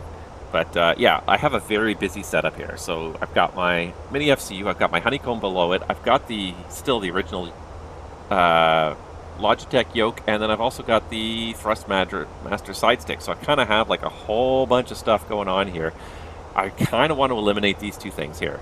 And not that I want to eliminate the honeycomb permanently, but when I'm flying the Airbus, I want to get rid of everything in front of me. You're supposed to have nothing but a tray table in front of you. So that's something I'm kind of thinking about right now. But I still use the flaps on the honeycomb, and I still use the gear on the honeycomb. So if I get the add-on, then I think that kind of defeats the whole thing. Then I'm completely set with like everything, all the axes I need, all the switches I need. And it's weird because like the gear is not supposed to be down here next to the thrust lever, so the gear is kind of in a bit of a weird location. I do kind of like it on the honeycomb because it's in about the right location. It's in front of you, kind of on the panel. It feels a little bit more natural than having it down there on the add-on. But part of me wants to get rid of this of the yoke, and not permanently, but just when I'm flying the Airbus. Take these, get rid of them, so that I have a little bit more space in front of me, so my legs are not quite as cluttered by having the yoke very close to my knees. Sometimes I'm not careful, I hit it. So it's not the most efficient setup. It's like part of me wants to get rid of it, and it's not hard to get rid of it. Just it's a little bit awkward. It takes you gotta I've got it all mounted with clamps underneath the desk, so I have to undo the clamps one at a time, carefully lift the whole thing down, unplug everything, move it out of the way. It's a little bit awkward. It's not terribly awkward, but it's a little bit awkward. So I haven't figured out how to make this more efficient yet. Good morning, Hayden UK. Welcome to the stream. Glad I've got so many of you guys watching. I appreciate you guys all tuning in today and chatting. And if you've got anything to talk about, please feel free. The one thing I really should do really quickly is just do a cruise check. So when we reach cruise, we basically just repeat the cockpit flow again, just to make sure everything's in the right place. Nothing is, no lights are on that shouldn't be, no switches are in the wrong position. It's very easy for stuff to get missed. And with the way the standard Airbus flow is set up, I'm not used to it. As you guys probably saw, so I'm very much not used to shutting the APU off as part of the flow. The APU shut off as part of the checklist at my company, so normally in the after start checklist, APU off, and it's done, or APU master off and it's done. But that's not the Airbus checklist, which is what FS2 Crew is based on. So that's the one thing I kind of missed there. So let's just have a quick look here. Engines are running normally, all the parameters look good. Bleeds are bleeding. Yeah, air's coming in. The one thing I'll find about Fenix too is that very seldom are the bleed systems in the actual airplane symmetrical. They're usually one runs warmer, one runs higher than the other. They're very seldom are they the same values. Maybe it's just my old airplanes, but I find they're very seldom the same values. Electrical, and here there's a split between the two sides, 19%, 24%. But for some reason the bleed systems always run perfectly. And the hydraulics always run perfectly, I find it. Yeah, maybe it's just my old worn out airplanes, but I find nothing ever runs perfectly. Let's see here. We've used 2,300 kilos of fuel. We still got 11.9, so that adds up to 13.9, 14.1, which I believe is what we started with. Everything's armed. Controls, everybody's happy. Good stuff. Everybody's happy, so... yeah, there we go. On our way. It's a long flight today. It really is. Let's just have a quick little look-see here. And it is 17:44 is our arrival time. So that is 2.5 hours from now. It's a long flight down to San Juan. I'm kind of looking forward to the next couple legs of a pilot's life because they're a little bit shorter, a little bit more manageable. So it's a long way down to San Juan, but and I can't believe we're already halfway through season 12. Like I just, and Fenix, of course, has not even yet released their 321, which I was kind of hoping for would come halfway through the season, but I feel like they're getting close. So after San Juan, we're going to Orlando. So we're just going from San Juan up the Caribbean to Orlando, DCA back down to Fort Lauderdale, New Orleans. So these are none of them are particularly long legs. I mean, the Orlando leg's 1,000 miles, but then these ones are kind of reasonable 2-hour legs. So they're very kind of nice, reasonable legs. And I love DCA. I can't wait to do DCA. I hope we get to do the River Visual 1.9 that day. Even if we do the Mount Vernon Visual 1, they're both fun approaches. It's a really neat airport to get in and out of. The Derzwiecki scenery that I have there is also fantastic. It's a really nice scenery. So I'm really looking forward to that. And the fact that this had a DCA leg in it was what kind of set me on this season. Said this is the season I want to fly. This is what I want to see. I want to take you guys to DCA because it's one of the most fun airports in America to fly into. LaGuardia and DCA, because of the fantastic visual approaches you get there, definitely two of the most fun airports to fly into. What else has happened in a pilot's life? So one interesting thing that was in the inbox here is that their Saturday tour that they do every Saturday is now actually going to be user voted. So the community can vote on what routes they want to fly each Saturday. So that's kind of a neat little way to kind of really, rather than just have imposed routes, to involve the community, get people really interested. So I think that's really neat. I got a little bit of money last time for my last flight, $121. Ooh, big spender. I got $1,700. I'm trying to save up $4,000 for that 777 type rating. It's not happening fast, but it will get there eventually. Building up our experience as well. Yeah, I'm happy with JetBlue though. I don't know about you guys. If you're feeling bored with JetBlue, I feel like some of this is being a bit repetitive. I mean, this feels like the 7th time I've gone to San Juan on this series, but I'm willing to do this because then after San Juan, it's going to be some other more interesting flying. Like I said, back over to Florida, up to DCA, and back down over to New Orleans. Like, it's going to finally change it up a little bit because JetBlue has a really nice route network. And the trouble is, I feel like we're not seeing the whole thing. Why is my status flashing down here? It's kind of catching my eye. I'm going to check it in 1 second here. Just let me finish my thought here. Where's JetBlue? Frontier. HIJ, come on. JetBlue. I just feel like it's been a little bit repetitive, and part of it, I think, is part of the reason it's been repetitive too is that I'm trying to avoid the longest flights. And JetBlue does have some very long flights, never mind the European stuff, but even in North America, it's got quite a bit of transcon service from East Coast, Boston, New York airports out to LA and San Francisco airports.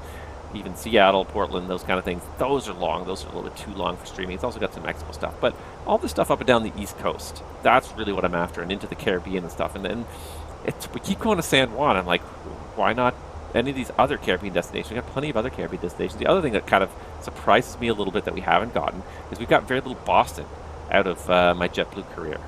I don't think we've been to Boston once. If we've been there only once. And Boston is a big JetBlue hub, so I don't understand why the way the routes are being generated, it seems like we're always in and out of the New York hubs. We're always in and out of LaGuardia. We're always in and out of JFK. And then Fort Lauderdale is the other big hub down here in Florida. But yeah, I feel like we could probably get at least one more season out of JetBlue before we try to move on to something else. And I don't know what else to move on to, really. Southwest might be fun just to kind of get out of the 320 and into the 37 again. I mean, I might get into Southwest. You never know. All these guys, actually, LATAM is actually offering me a pretty good salary. I think that's better than I'm getting right now. I think I'm getting $56, but some of these guys, like Avianca, El Salvador, $34.90. I'm not coming to work. $24. Who wants to pay me $24? Ryanair UK wants me to work for $24 an hour. I'm not taking that backwards move there. Yeah, LATAM Chile's got a decent network. The only trouble with this network, of course, is that I don't have any airports in South America other than what comes with the simulator by default. So the nice thing about North America is I have slowly but surely expanded my footprint of North American airports personally. And if I can just load this up shortly here, but if I load up my Sim Toolkit Pro, because that's one of the nice things about Sim Toolkit Pro is you can store a database of all your airports in there, which is what I have done. So if I go to I think it's on my live map here.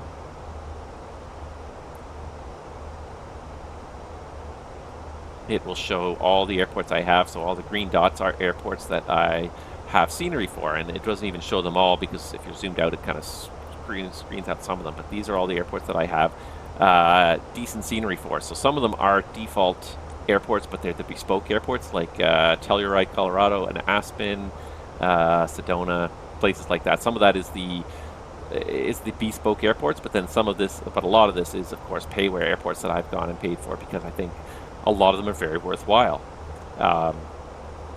Ones that I recently added finally were Minneapolis and Dallas Love. Dallas Love is a fun little airport, especially if you like Southwest. It's not a big airport, but it's a fun little airport to get into.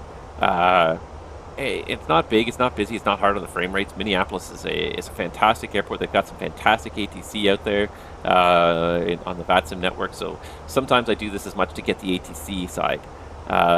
But you can see I've got a very reasonable amount of North America covered by all the scenery I have. I have most of the major Canadian airports, really. I don't think there's any. I think the only major Canadian airport I'm missing right now really is St. John's. And Quebec City would be the other one I would kind of lump with that. It would be nice to have some other good ones, good Saskatoon and Regina maybe. But I've got most of the major most of the major Canadian airports really covered. And then the US, I've got it. The nice thing about the way I've done the US is it's fairly consistent. So anywhere I go in the US, I can usually pick a flight that's usually about 2 hours long, 1 to 2 hours long. Very reasonable to do in a single sitting sim session. But once you get outside of North America, I do not have all that many airports. I have whatever basically came with the sim outside of North America. Even Europe, I really haven't started into Europe too much, and I might now. The 777 may change this. The 777 may change it so that I start flying to these places because I want to probably use it a little bit more for long hauling. We'll see. We'll see. I haven't made up my mind yet what I really want to do with the triple, but. All right, while we were sitting there yammering away, we did pass rescue, so we are supposed to go up to 35.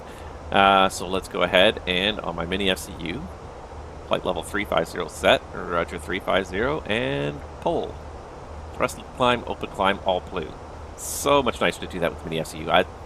It's not cheap. And I think what they're charging for it now is like $200 US, I think, or is it $250 US now that they're out of the Kickstarter. I got this for, I think, 120 plus, I think, about $70 US in shipping. So less than $200 US to get this thing. It was, and it seemed like almost too good to be true, the deal, when the Kickstarter came out. It's like, really? Even if the shipping is $50. I think the shipping was $50, actually. I forget exactly what it was, but I definitely feel like it was worth it.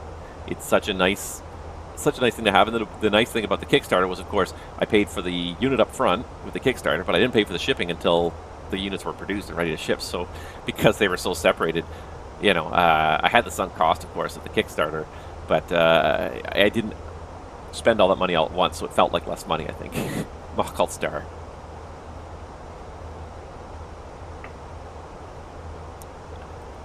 All right. What else are we going to talk about here?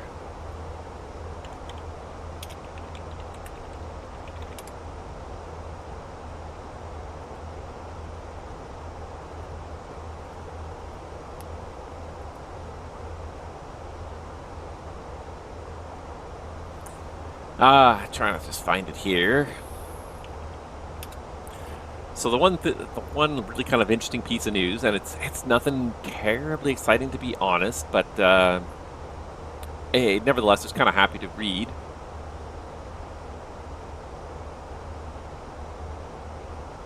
If I can find it.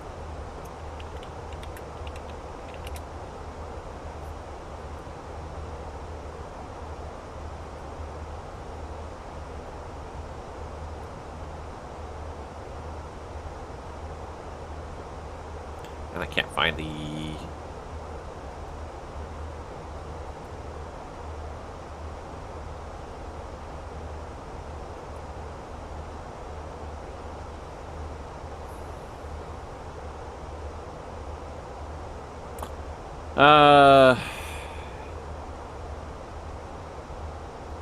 yeah, I can't find the statement now. I found it the other day. So anyways, what I was going to bring up was just this quick little FS Elite article. I was looking for the original statement. I still can't.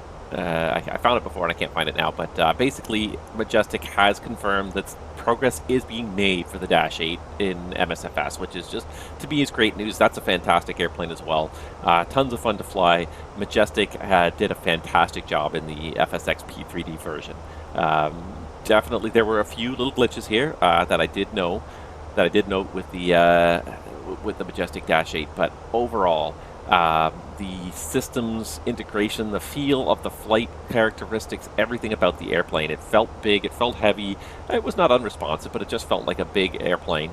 It flew like a big airplane, and for me, this was my first big airplane. It felt good. It felt like the real thing, and certainly the systems depth was there. You played with the electrical system, the hydraulic system. You could fail different things in it, and it would fail realistically. So I was always very impressed with Majestic's product. It is slowly coming to MSFS. They have confirmed with a statement on their website that they are still working on it. It's a work in progress. The one thing that I think was very in a way was a bit of a good thing is that they were honest in that the original plan was to port the Majestic Dash 8 into, was to do a port to get it to MSFS, and basically as they got into the project they realized that that was just not going to be feasible. There was too many differences, the legacy code would not transition well into the new sim, and so they ended up starting over from scratch and just building this aircraft up from zero for MSFS, which is a good thing in a way. The trouble with legacy products and ports is that you end up with code that in the system that is useless but is there just because it wasn't removed. And a really well done port may be able to take care of that, but oftentimes, and no disrespect to anyone who does it, but oftentimes the ports often end up, the idea behind a port is to get the product into a new platform quickly. It's not necessarily efficient, and certainly that time pressure, sometimes you won't go through the code as thoroughly as you can and say, do we need this, can we remove this, what can we change, what can we make more efficient. So I'm kind of glad that they were forced to start over. It's going to create a huge delay, and they have said that definitely it's not to expect anything before at least 2025, and that's really, that's just a target, that's a tentative date. They're very honest that, of course, if everything goes according to plan, and the software development business stuff often does not. We know that, so it's going to be at least a year before we see a Q400 from Majestic, if not more. One of the big things they said is that their 3D designer unfortunately had to stop working with the team, so they've been trying to find a new external model team designer, either person or persons, to work on the external model for this. So that of course set it back a huge amount, but it is what it is. But I'm happy to hear that they're still working on it. Majestic was a fantastic team. They did support their product very well, and they did put out a fantastic product. So I'm looking forward to that. It's going to be a while, but it's a fantastic airplane, and especially if you fly in Canada, it's a very common airplane in Canada between Jazz and Porter. There's and Perimeter. I'm trying to think who else flies the Q400. Perimeter, Provincial.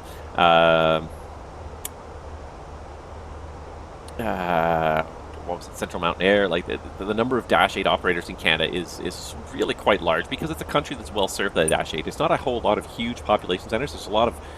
There's a handful of major cities, and then there's a lot of minor population centers that are best served with a Dash 8, with a kind of a regional product that's very fuel efficient, very cost efficient, because it burns like half the gas of a jet to do the same job.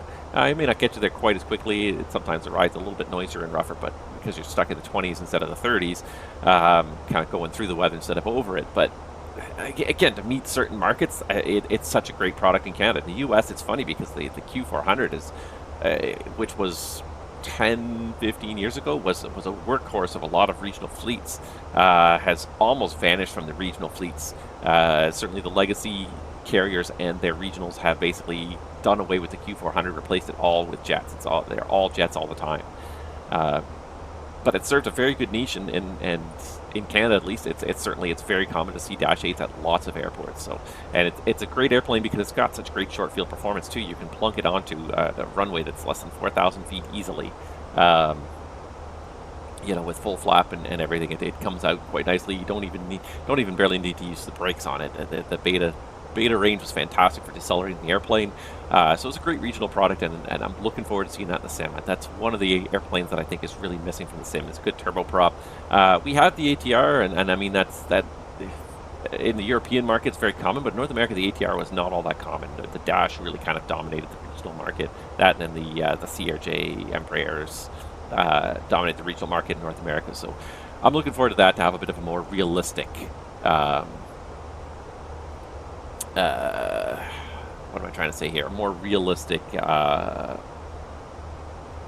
aircraft to use in some of these markets. You fly a 320 into Timmins, you feel a little bit, like it's overkill, a little awkward.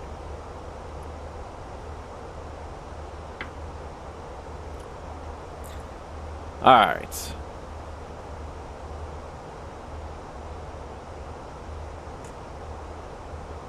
I notice my camera is still doing its thing here. Picking up that background a lot all of a sudden again.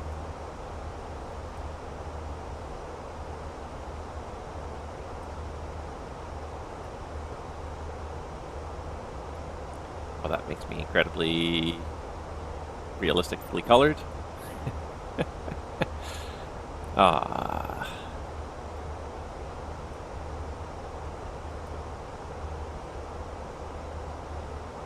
if I can just find a way to screen out that background a little more again. It's not the most realistic coloring, but it's a little better again. All right, there goes Skipper. So I haven't done any position checks. Anyways, I'm looking for that Dash 8, and I'm sure most of you guys are too. I think it was a very worthwhile product. It was never terribly expensive. It wasn't cheap, but it was definitely worth it. Yeah. So let's just do a quick little check here. If we pass Skipper at 1530, and we've got 11.2 in the tanks. And then we'll find something else to talk about here. If you guys have anything you want to ask or specific things you want to talk about, please say so. Otherwise, we'll just continue on with what we've got here. Let's see here. Skipper. Where's Skipper? There it is, Skipper. I'm always willing to talk about aviation. And it's funny, I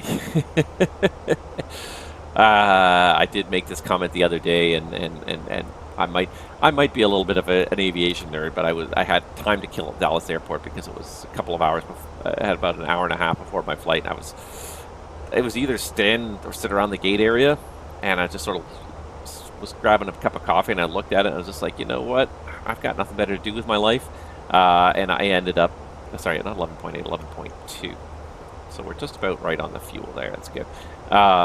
And so, yeah, I must have been a little bit bored because I ended up just riding the air train around the Dallas airport because I had nothing better to do. 16:05.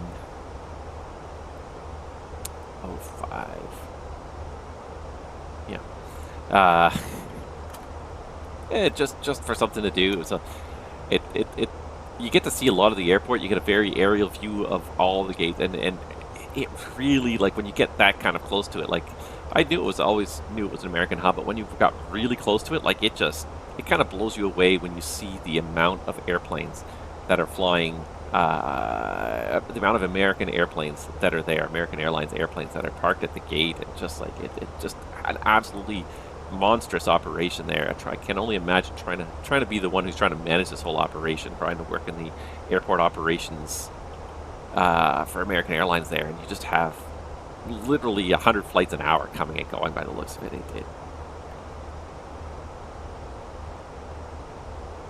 1754.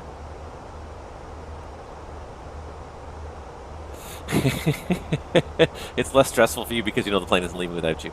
Well, actually, it was a deadhead like, so they could have left without me if they really wanted to. So, was it stressful? Maybe a tiny bit. Maybe it's like, do I really want to be doing this? Because it takes probably about 15 minutes to do the full circle. I literally just got on the train, just rode it around one full lap of the airport. But I had nothing else to do. I could stand, I could sit, and play with my phone, or I could go and actually just go to look around the airport a little bit. It was kind of interesting. A little bit of rickety ride though. That was one thing I felt about it, was like there were points where it's like the acceleration on that air train is quite abrupt in certain areas, and it's a little bit rickety. It's just rubber tires and on a concrete guideway, so it was a little bit. It wasn't as smooth as it could have been. I will say that. Like I was kind of expecting a smoother ride than it was, but anyways, it was just kind of fun to go around and see the whole airport, and yeah, like I said, like the amount of American airplanes. Like they have basically, out of 5 terminals, 3 of them are dedicated to American Airlines. That's it. United and Delta have almost no presence in Dallas, but boy, you can tell it's one of Americans' favorite hubs, just because of the sheer number of airplanes of all shapes and sizes with American colors on them, coming and going. It was quite impressive. I'd never really been to the international terminal. I think I've been there once, so it's kind of neat to go to the international terminal too. It's it's so different from the other ones. The other ones are very basic. Terminals A, B, C, and E are all very kind of similar, very basic. There are some concessions in there, and they're very long, arcing circles without a whole lot going on in them. And then the international one is like it's just an entire indoor mall in there, which is kind of the way the international ones often are. But it's amazing how different it is from the other 4 terminals. The other 4 terminals look very, very similar, and then the international terminal, Terminal D, it's so different from the other 4. But yeah, I might be too much of an airplane nerd if that was the way I spent my time. Oh, what else? What else? What else? There was a great video I watched just a little while ago. Let me see if I can find it here. And if you get a chance to kind of watch it, it's a little frightening sometimes watching some of this stuff here. And again, one of the favorite channels that I recently discovered that I've really come to enjoy, if you guys haven't seen it already, is the Blanco Lirio channel. The gentleman is, I believe, he's a 777 first officer, but he talks about all sorts of aviation topics, but especially focuses on emergencies, investigations, incidents in the business. And so he recently did a video here, and it's so appropriate and prominent here. Yeah, recent FAA traffic ground errors, and he talked about 3 different incidents that all happened within 1 week of each other, and it's just the amount of recurring incidents, and this is one of them right here. You can see this one here. Washington DCA Airport, Southwest was cleared to taxi across runway 4 to get to runway 1 for departure. Talked to the ground controller. Meanwhile, the tower controller clears JetBlue to line up and then clears them for takeoff. And JetBlue probably rolls about 500 feet down the runway before anybody realizes what's going on, and then you can hear just absolute chaos through the tower frequency. Stop, stop, stop, stop, stop. And Southwest got across the whole short line. JetBlue, fortunately, everybody kind of heard it. You hear it on both frequencies separately. The ground controller yells at Southwest to stop. The tower controller yells at JetBlue to stop. And I think they both kind of saw what was happening at the same time. And Southwest pipes up and says, "We were cleared to cross the runway," which they were. You listen to the whole transcript. They were 100% cleared to cross. ATC made the mistake here. One controller cleared this person to cross the runway while another controller cleared this guy for takeoff. And there's no communication going on, and it's not the only incident of its kind here. It's becoming a repetitive theme in North America, especially in the United States. People, air traffic controllers making serious mistakes, whether through lack of communication, lack of experience, lack of coordination. I don't even know necessarily what's going on in here. I would love to start reading some more of these reports, final reports. The NTSB is getting its hands full with reports of stuff that's happening here, but this one was especially, like, this one was pretty close. Like, Southwest was just about onto the runway. This is not actually where they stopped. I think they were even a little closer than this, but I think the JetBlue, when they finally came to a full stop, they said they were about 300 to 500 feet away from the Southwest airplane, which is not very far on a runway. That is really not very far at all. You can see, like, JetBlue would not have been even close to takeoff speed. Like, they probably would have, if they'd rejected their own volition when they saw this, they probably would have been about 50, 60, 70 knots maybe. It would have almost been a low-speed reject just for how close they are. But nevertheless, just the fact that these things keep happening, and it's not the only incident that's mentioned in this video. So there was this one, and this one happened, it says 4 days ago. I don't even know what the date was, but this one, and then in the same week, later on in the same week, there was this one as well here, which happened at JFK, which was the ground controller cleared 1, 2, 3 different airplanes to cross runway 4 left, the runway we just took off from in JFK just a little while ago. And moments later, the tower controller on a different frequency cleared Swiss Air for takeoff on runway 4 left with 1, 2, 3 airplanes crossing downstream. Fortunately, the Swiss Air made it about here. They made it about Kilo 3 before they... I honestly don't remember if they rejected. I think the tower told them to reject, and I think they rejected at the same time as the tower was telling them. They saw the aircraft downfield crossing, and they rejected, I think, at about the same time, and they taxied back and took off again. But this kind of stuff is it's scary from a passenger perspective. It's scary from a pilot's perspective. There is... yeah, we don't ever have these issues on VATSIM. No, not at all. But no, it is. It's very scary sometimes. So you see these incidents, these close calls, and they're not isolated anymore. It's a repetitive pattern. JFK has come up repeatedly. Sometimes the pilots are at fault. There was at least one incident where the pilots were, I think, instructed to hold short, I think back in like January, and then I forget, I think they had gone, like, I think they were on Yankee or something, and they were coming back to... or maybe Fox Alpha, and they were told to hold short of 4 left. The same configuration, told to hold short of 4 left for departure, and they failed to hold short for the departure. So in that case, it wasn't an ATC mistake, I don't believe, but that's the best of my recollection. But these ones were all a series of ATC mistakes. it's frankly, it's scary out there right now a little bit. You're constantly second guessing what ATC is doing, and any pilot worth their salt is not just listening to what's going on for their aircraft. They're not just listening for their call sign. They're listening to the whole situation of what's going on around them on the radio. The only trouble is that when you get into situations like this, even the most conscientious pilot is not aware of what's happening on other frequencies. And that's where the real problem is that these guys are on the ground frequency waiting to cross this runway. This guy's on the tower frequency, so even if you're trying to be a conscientious pilot and listen to what's going on, you're not on the same frequency. You won't hear that stuff. You won't hear that these guys are cleared across. You'll just see them suddenly start rolling across the runway in front of you. It's scary on so many levels right now. And so this one they rejected. The Swiss Air left the runway here. The tower asked them if they wanted to go back and do it again, and they said yeah. And they actually ended up, I think they got off here at Kilo 4. They went back and then they took off from Kilo 3, so they didn't even go the full length. These guys were so tight on their duty day that they kind of they had the numbers, I think, for Kilo 3, and they said, yeah, we need we'll take off again, but we need Kilo 3. It's a long day. There's a good chance that to go to I'm assuming Zurich, but to go to Switzerland from JFK, there's a good chance it might still only be a 2-person crew. It might just there's a good chance they fit under the limitation where they can still be a 2-person crew to make this flight within the legal duty day. But you can't accept a lot of delays. You don't have a lot of room for delays, so even a rejected takeoff. And the same thing kind of happened back here in DCA. So after this was kind of how everyone came to a stop, so they asked the JetBlue if they could turn off here. I think this is Bravo, and back to the threshold for another takeoff. And they said, yeah, we can go back. And then they sort of sat here, and the tower called them up and said, whenever you're ready, just let us know when you're ready. And the JetBlue guy's like, yeah, we'll let you know. You've got to wonder about the long-term impact of this kind of thing. So the Swiss airplane, they turned around, they took off again. The JetBlue airplane in this situation, and they did turn around. They rejected their takeoff at a relatively low speed. They turned around, they went back to the threshold, and several minutes later, I think 10 minutes later or something, they took off again.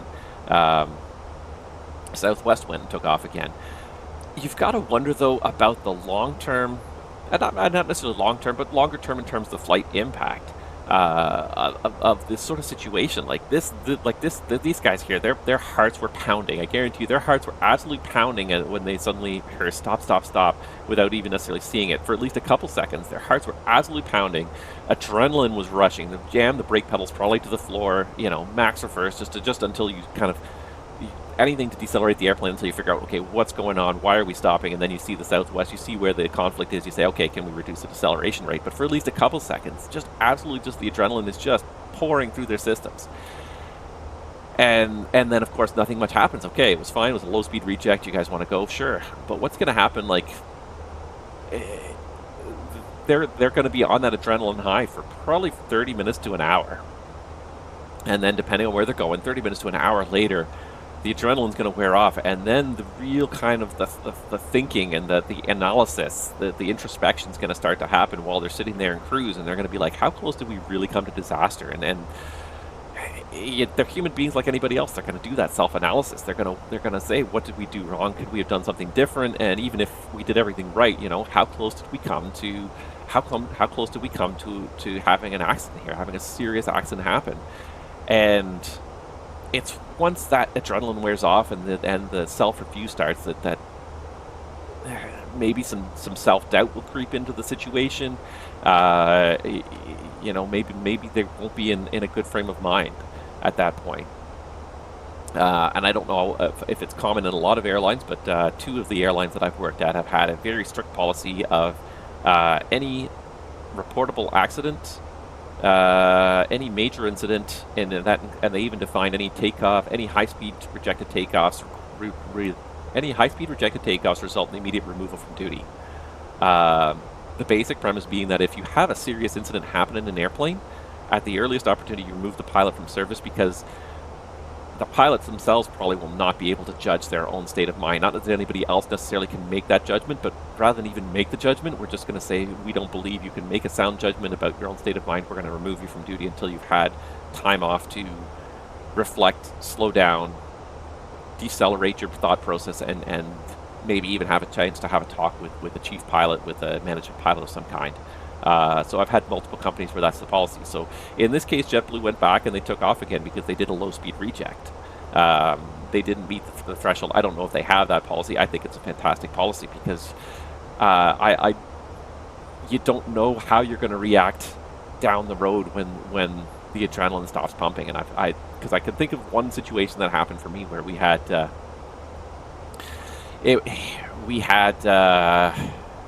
a situation which was not a terribly urgent situation, but it definitely got my adrenaline pumping. And it happened at the gate, but it was we had a strong smell of smoke in an aircraft at the gate, and then we had a number of systems suddenly start to fail in a fast sequence, and we decided to evacuate the passengers back into the terminal rather than keep them on the airplane, just as a precaution, because we didn't know what the situation was, and it's better off that people aren't stuck inside a small metal tube when you don't know what the situation is, when there is potentially a fire on board. You can smell smoke, you're not sure where it's coming from, you're not sure what the situation is. So that was, I made the decision to evacuate the aircraft and get everyone back in the terminal and then deal with the situation. And it turned out to be nothing in the end. It turned out to be, there was some overheated circuit breakers in the avionics bay that showed some smoke damage. There was no fire that anyone could actually determine, but there was definitely some evidence of some electrical overheating and blown circuit breakers. But we ended up going flying later that same day. We switched airplanes and we continued the flight like 2 hours later. But I remember sitting in the next airplane about an hour later, and my hand just started shaking uncontrollably, and I just couldn't stop it from shaking. And it was. It was that moment about an hour later that I really started to kind of truly contemplate it. At the time, I sort of thought like, okay, what were the worst case scenarios? And as soon as I kind of thought to myself, like, what is the worst case scenario here if I do something versus if I don't do something? And that quickly made the decision for me. But then an hour later, you started reflecting what could have been the potential outcomes and what could have happened. And the stuff started going through my mind. It really, really kind of rattled me at that point.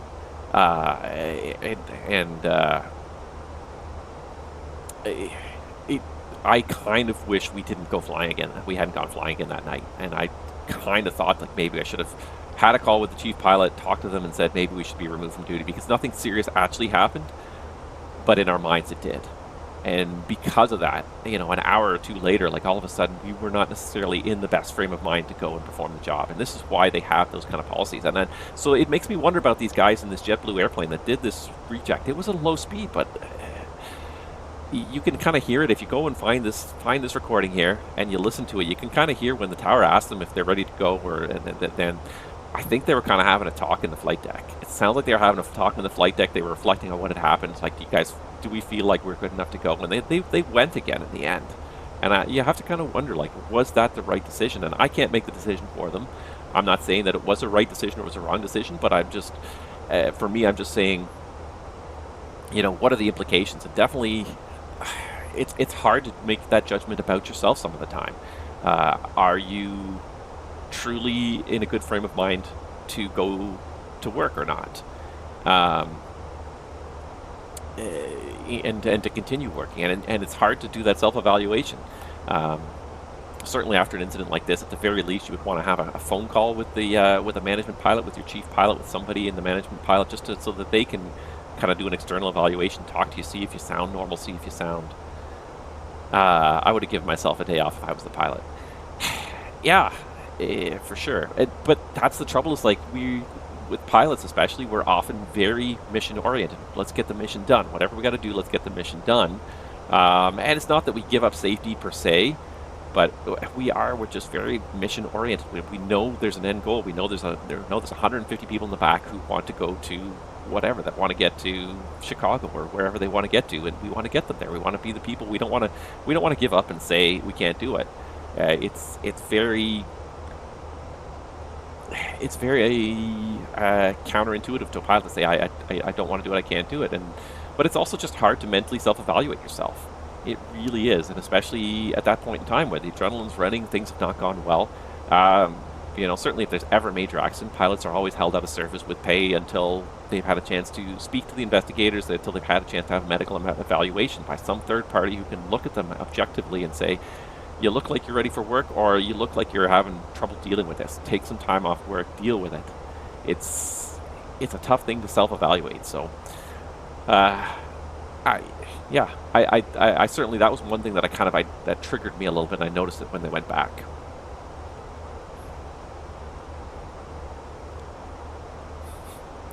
So, it was definitely something that with these kind of instances, the Swiss Air, same thing. Like they did a relatively probably a low-speed reject. I don't remember what type of aircraft it was. I'm sure it was a heavy aircraft. They did a low-speed reject. It's not the it's not the end of the world, but at the same time, like depending on how close you came to that, the JFK situation, they were pretty far from the other airplanes. This one, you were probably close enough to see the other pilot in the flight deck.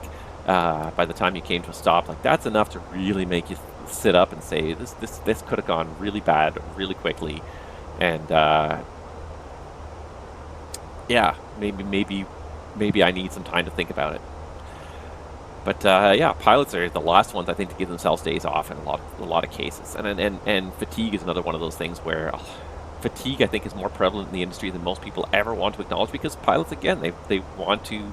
They're given a schedule, they're assigned a schedule to fly, they want to fly that schedule, they want to finish the flights they're assigned, and it's hard to sometimes say, I'm too tired to fly today, or I'm too tired after this leg to continue on with the next leg. I know it kind of really puts everybody in a bind, but I'm too tired to do it. It's really hard to do that because you also know that it puts the airline in a real bind if you're kind of calling in fatigued at the last minute. You're at an outstation somewhere, the hotel, you don't get a really good night's sleep. You get maybe 4 hours of sleep because somebody was keeping you up in the hotel, or just whatever, you couldn't fall asleep, you were restless, something's going on in your life, you didn't sleep very well, but you're at an outstation now. There's no other pilots here that can take over that flight. If you call crew scheduling and say, I'm too tired to go, the flight's going to be delayed by 4 or 5 hours or potentially canceled, so you don't want to do it. But I think, again, it comes down to pilots are they're goal-oriented, they want to see the job done, they want to see it done well, safely, for sure. But sometimes we'll play down those things.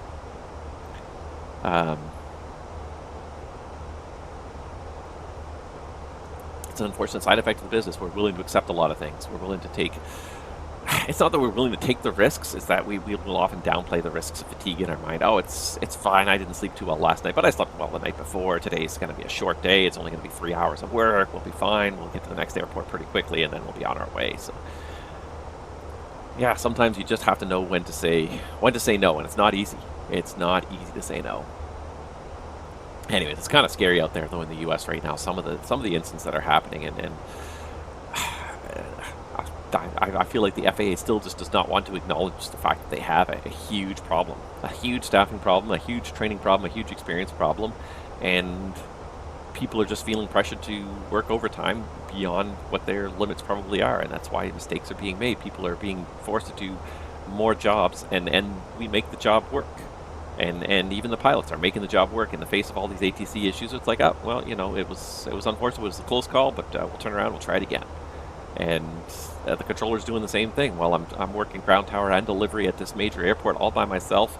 I got 40 airplanes on the go, but I'm the only one here. It happened last year. It happened last year in Vancouver, where one guy showed up to work in the tower one night. That's it. Everyone else called in sick. So literally the one guy is there on his own, controlling this entire major Canadian hub by himself, doing delivery ground tower by himself. Maybe later in the evening it's not hectic, but that's a lot of workload for one person. Mistakes are going to be made when you're doing that. Even just the other day when we departed an airport in Toronto, that we kind of were looking at this airplane that's coming down final, and we're like, oh, we could probably squeeze out in front of it. The tower controller didn't clear us for takeoff until the airplane on final had landed. And could we have gotten out? Absolutely we could have. There was definitely a large enough gap, but the controller was working 2 runways. So the workload on that controller is higher. They've got to monitor the performance on both runways. They can't cut things very closely because they're not able to monitor both runways tightly. They can monitor both runways reasonably, or they can monitor one runway really closely and be able to work things very closely on that one runway. But if you've got to do both, definitely can't operate as tight as if you're just focused on just the one runway. He's got 50% of his time, his back is turned on the one runway looking at the other runway, and vice versa. So not able to cut things as close as sometimes they do. And it's not that they're necessarily risky, but there's a certain margin that's acceptable, and if you're not sure if it's going to fit within the margin, then if you're not able to watch the situation closely, you don't even take the risk. Whereas I think sometimes they will gladly squeeze out an extra airplane if they can focus on it and watch the situation very closely and be able to call it out the second it's not going to work. So these staffing issues have caused it's just endemic, and we're working with it, and because we make it work so much of the time, the controllers make it work, and I think a lot of the the organization is looking at it and saying, well, the staffing issue is not as bad as we think because we're not having incidents. And it's like, well, actually we are kind of having incidents, and maybe we're not having incidents, but that's because we're pulling back we're overworking these people, we're pulling back, and then their ability to monitor and maintain the safety margins is not as high because they're doing more work. I just hope this doesn't lead to a serious disaster anytime soon, because the number of close calls, it's scary out there sometimes, and we need to be able to increase the margins, not to have the margins slowly erode until there's nothing left. Brings up another interesting topic too, and it's we kind of triggered this the other day, but visual approaches, especially in the U.S., is something that even in IFR we're doing it all the time. Anytime the conditions allow it, pilots are always encouraged to accept visual approaches, and there's some advantages to doing it, but usually the disadvantages outweigh the advantages. And yet, and I read this commentary quite a few years ago, I thought it was very pertinent, very relevant. Visual approaches are they're not necessarily inherently more dangerous, but they definitely, again, it has a little bit of a lower margin of safety because you take away the ATC monitoring and the ATC margins. When you're cleared for visual approach, you the pilot end up being responsible for separation from traffic, separation from terrain, maneuvering onto final. All these things suddenly are your job and your job alone. ATC divests themselves of all those responsibilities. And it can increase the efficiency of an operation. If you're familiar with the airport, maybe you can cut the turn to final a little bit tighter. Maybe it's a little bit of a steeper approach initially to get back down onto the glide slope and then get stabilized again. But the trouble with it is that at a high workload moment, the pilot suddenly takes on way more responsibilities than they would have otherwise. If you're doing a full IFR approach, even if it's visual conditions, if you're doing an ILS approach and you're cleared for an ILS approach, ATC is responsible for terrain separation while they're vectoring you onto final. They're responsible for traffic separation while they're vectoring you, while they're establishing you on final, and even on final, they're responsible for issuing instructions to make sure that the separation that exists is maintained, speed control instructions, etc. The second you take that visual approach clearance, you are now taking all that responsibility. ATC may or may not give you some hints, some suggestions. They may give you some speed instructions to help maintain that clearance, but ultimately ATC has divested themselves of all those responsibilities. It's now completely on the pilot to maintain that separation from traffic, separation from terrain, maneuver onto final, all that stuff. At a time where the workload's already high, when you're doing an approach, the workload's already high, you're getting closer to the ground, you're trying to configure the airplane, you're monitoring the aircraft's configuration, the speed, decelerating for the next step of configuration. Now we're throwing a whole bunch more steps on you. And pilots almost always are willing to accept it. It's another one of those get the job done kind of, I think, mentalities where not only does it make life sometimes it makes life a little bit easier on the pilot just because it allows us to do that little bit tighter maneuver and get ourselves turned onto final a little bit more efficiently, but we also know it does help the controllers by taking that responsibility ourselves and divesting the controllers of that responsibility. That controller can now focus on something else instead of being worried about you keeping sufficient space from the airplane ahead.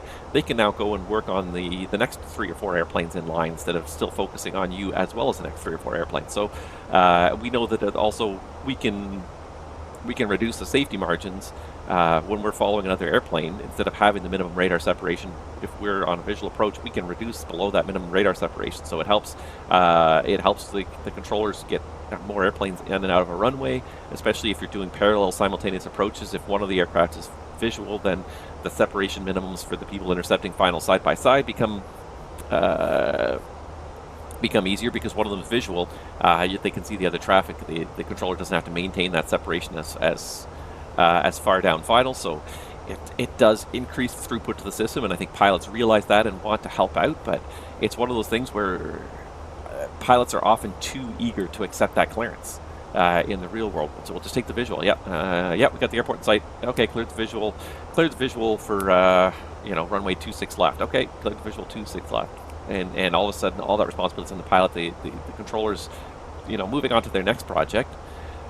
And moving on to the next airplane, and everything goes on the pilot. And at that high workload moment where you're configuring for the approach and trying to make sure you've got the ref speed in there and everything, and make sure you're on slope and on speed and everything, and just adding traffic monitoring your distance from the traffic ahead, and in a mountainous airport, you're responsible for terrain separation, making sure you're safe from terrain as well. It just dumps way more workload and responsibility on the pilots, and sometimes I question whether that's really the most sensible thing. And the U.S. controllers especially, and they're notorious for doing this, especially with the regional jets, because the regional jets will pull it off time and time again, is the good old slam dunk approach. From the place I've flown, Philadelphia was probably hands down one of the worst for the slam dunk approach, where they put you on a downwind at 5,000 feet, and they're like, yeah, you got the runway in sight, okay, you're cleared the visual approach. And you're at 5,000 feet on the downwind, abeam the FAF, like you're at this point 3,500 feet above the glide slope, and if you turn right now, there's no way you're going to get down to that glide slope. You got to keep going down the downwind for a reasonable period of time to be able to come around, or they've got you on this base leg that's impossibly high, and you're almost a full 2 degrees above the glide slope, trying to get down, trying to slow down, trying to do all these things. Philadelphia was terrible for this. They would do it all the time. They're not the only ones. There's lots of airports in the U.S., but they're the one that comes to my mind as being the most one of the worst ones for trying to do this to you all the time. And then, of course, you'd get down there and you'd make it work. And it wasn't pretty. You'd be sitting there riding speed brakes down and trying to dump in the gear early to try and increase the drag and get down. And you'd make it work at time and time again. And so the controllers look at it and be like, oh, yeah, it's an Embraer. They can do this approach from there, no problem. And they clear you for the approach again. They clear the next one for the same approach. So pilots are sometimes, I think, we're our own worst enemies, because we make these situations work that shouldn't work. And it's funny, our operations manual actually has a statement that says that pilots will not accept an ATC clearance for an approach that will result in a potentially unstabilized approach. It actually explicitly says that, because we've seen the results of that. We've seen these unstabilized approaches. I've done a few approaches. I did one time in Atlanta where the controller left us high and fast and then cleared us for the approach, and nothing we could do could slow the airplane down enough to get back onto the glide slope. It was either go down and be at 220 knots with one flap, and that's it, or try and get configured, but then we were still like way above the glide slope, and we end up having to break off the approach and come back and try it again. And it's one of those cases where the controllers are shooting themselves in the foot by giving us these approach clearances that are almost impossible, because there's a 50-50 chance, if not even greater, that I'm going to come back around. You're going to have to sequence me a second time, because you cleared me for an approach in a point where the approach was pretty much almost impossible to pull off, even if everything went perfectly. And in this world, we're seldom perfect. But time and time again, controllers will do this. And the U.S., I find, is very bad for this. Certain airports in the U.S. are very bad for this. The slam dunks, you're on a high downwind. Oh, you're cleared for the visual approach. Good luck. You're above the glide slope, you're trying to get down, you're too fast, you're trying to get configured, and there's just not enough space to do it. And we'll make it work one way or another, and we'll be at 1,000 feet, and we're like, almost stabilized, give it another 200 feet. You're pushing those limits of a stabilized approach just to try and get the job done.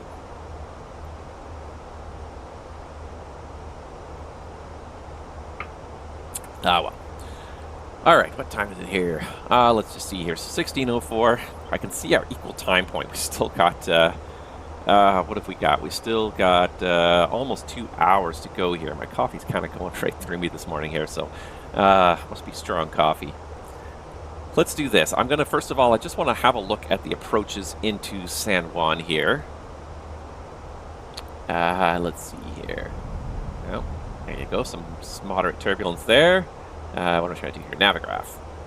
So let's just have a look, because I feel like there is a transition from Sailor. We've done this enough times that I feel like there is a star that I can pick that'll definitely get me in from Sailor. So let's have a little look-see here.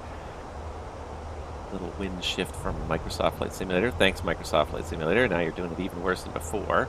Autopilot's trying to slowly recover here. It doesn't help that the system almost paused there while while Navigraph loaded. Oh, look at this. San Juan is IFR. What is the weather in San Juan? I didn't even realize it was bad here. 1 mile in thunderstorms and heavy rain. Oh, interesting. Okay, well, that'll probably be passed off by the time we get there. But, all right, first of all, let's just have a look here. So, Sailor 2 is probably what we're looking for because I believe the last fix on our rival is Sailor. So, Sailor 2, and that should take us into 10. Now, the other thing I wanted to look at here was the NOTAMs, because I do believe that runway, I think it's 826, is closed for several months. Let's have a look here. I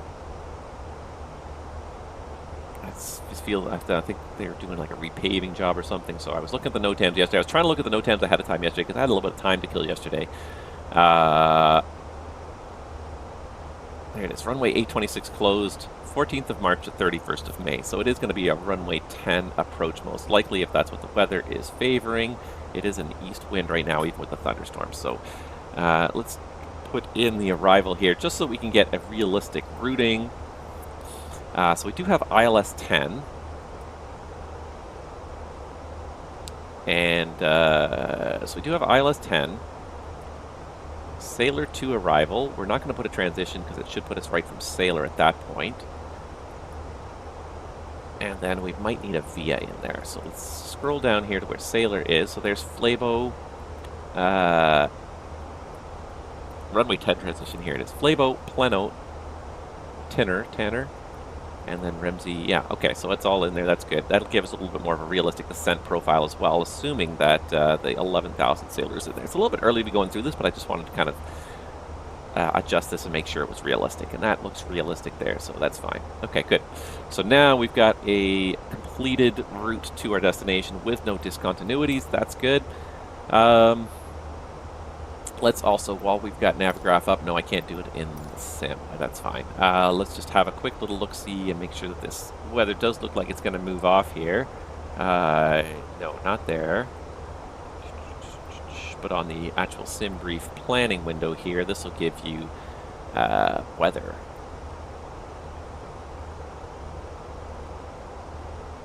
Okay, so we do have a couple of storms here. Let's just put this on the loop so we can kind of see what they're doing. They're not moving particularly fast here. Oh, there we go. So that's the one right there that's over the field right now. There we go. So just over the field right now, kind of going from south to north. So at least it looks like it's going to pass over the field easily in the next hour or so. It'll be clear. However, we are going to have to probably pass through it on our way in here. So it looks like we got a number of storm cells as we kind of approach. So we might have to do some deviating as we get into San Juan itself. And the other thing we could always throw up here is the cloud cover. No, not the cloud cover. Let's do the satellite. And that kind of is interesting because it'll show you. It can potentially show you the storms, the tops of the storms here. That one's not doing a very good job here, but these ones here, you can see the kind of the shelf that's kind of leading out from all of these storms here. Even these ones down here, you can kind of see the shelf clouds ahead of these storms as they're developing here. But over San Juan, definitely some stuff here, and there's another cell that's kind of, looks like it's kind of building here. It's not really intensifying, but it's kind of growing in size. So that might end up being something. It's kind of tracking more east than north, so it's kind of nice to have this. And most airplanes now, we can usually get this through either satellite or ground-based Wi-Fi systems. We can get some weather radar en route, so we kind of see and plan. And you wouldn't necessarily use this to plan to actually pick your route through the storms, but you can use this to sort of see like long range out tactically, like what are or not tactically but strategically, what are our potential options. So yeah, it looks like we're probably going to have to deviate. This is about a 2-hour time lapse here, so if anything, we're going to probably, as much as we usually would like to deviate behind, we'd have to go a long way to get behind these two cells here. We'd have to probably go a couple hundred miles or more. So it looks like deviating ahead of the weather here is probably good. In terms of the weather that's coming across the island, it's kind of starting to form a solid line here, so we might have to kind of go way out here. So we'll have to look at this. The trouble, of course, is that the sim does not have great thunderstorm weather generation right now, so we'll have to just sort of visually do it. But I'm hoping that Active Sky will kind of add to this in the future. I'm not totally sold on Active Sky at this point because I feel like Active Sky is kind of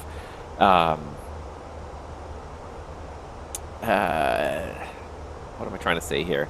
I'm trying to pick the right term. I feel like Active Sky has kind of forced their weather system into the sim, not necessarily in the most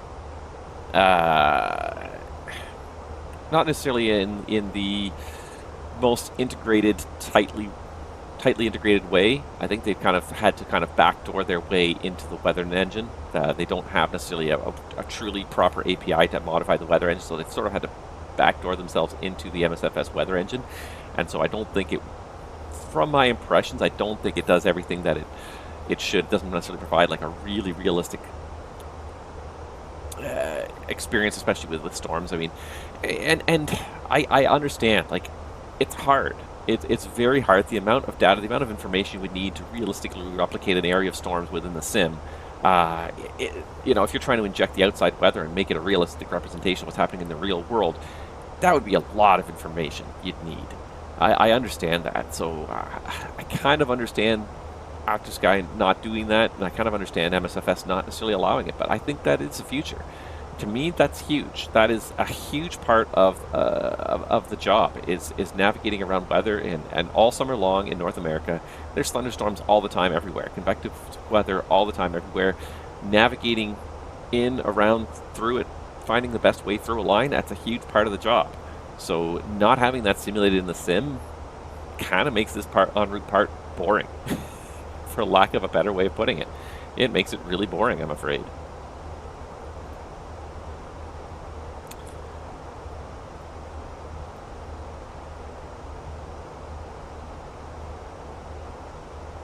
I'm trying to play with this so that I get the right coloring here on my background, because it keeps on.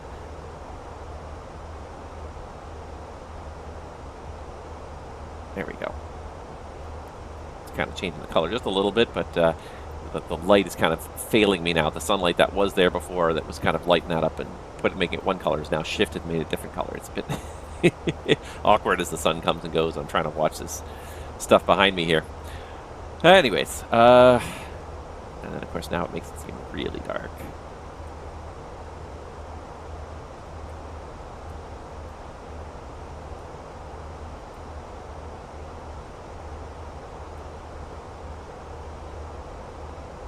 Try and make it just a little bit brighter there. There we go.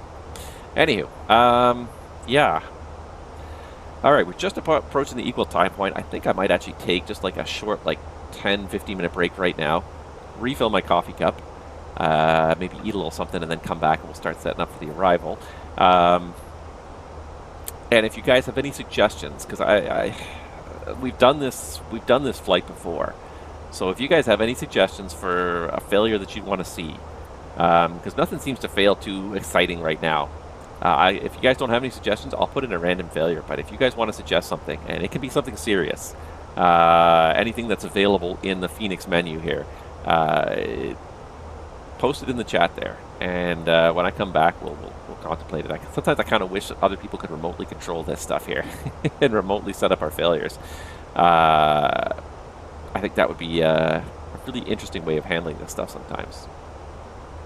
IRS alignment is fine. It would be really neat if I could get other people to trigger the failures, just so they're unexpected. It's one thing if you kind of know what the failure is and it's coming. It's another thing when it's unexpected, when something happens and the yellow light or the red light especially goes off unexpectedly. Even for a couple seconds, there's just a momentary burst of adrenaline, a momentary increase in the heart rate at least. Just something's happening. And before you can even take it in, you know something important's happening. So anyways, yeah, I'm going to step away for about 10 minutes. And then we'll come back and we'll run some kind of an emergency. So if you guys have suggestions, please suggest something you want to see. Otherwise, I'll try to pick something, hopefully something interesting, and we'll take it from there. Yeah, but I'm going to just take a few minutes, take a little break, refresh my coffee, grab a bite to eat, and I'll be back with you guys in probably, we'll call it about 25 after. So, yeah, thanks so much for watching, guys, and I'll turn this down a little bit so it's not too loud, but I'll put you on the external view here, just to watch our beautiful airplane slowly carving its way through the sky. and I'll be back in just a couple minutes.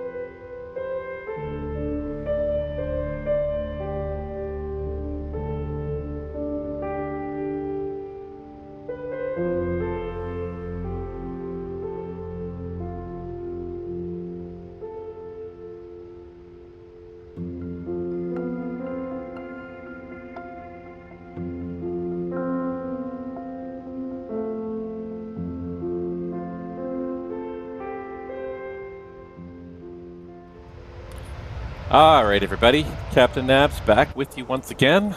I got my coffee refreshed. I think we're ready to continue our flight here, and we're ready to have something interesting happen because it's been way too long of nothing ever happening. So I don't even know what to do here. I'm just going to crank the volume back up just a little bit there so you guys can hear the background noise a little bit again.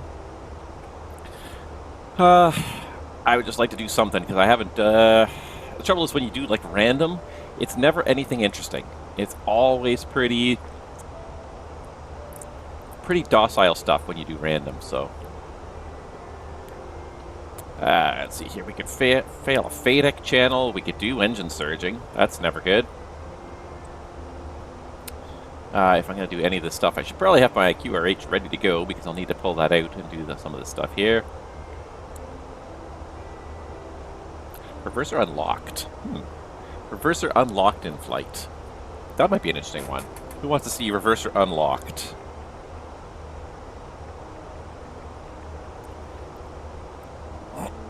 Pardon me. Because that certainly will make life interesting for us, I think. Alright. Let's do reverser unlocked. I don't think I've done that one, so...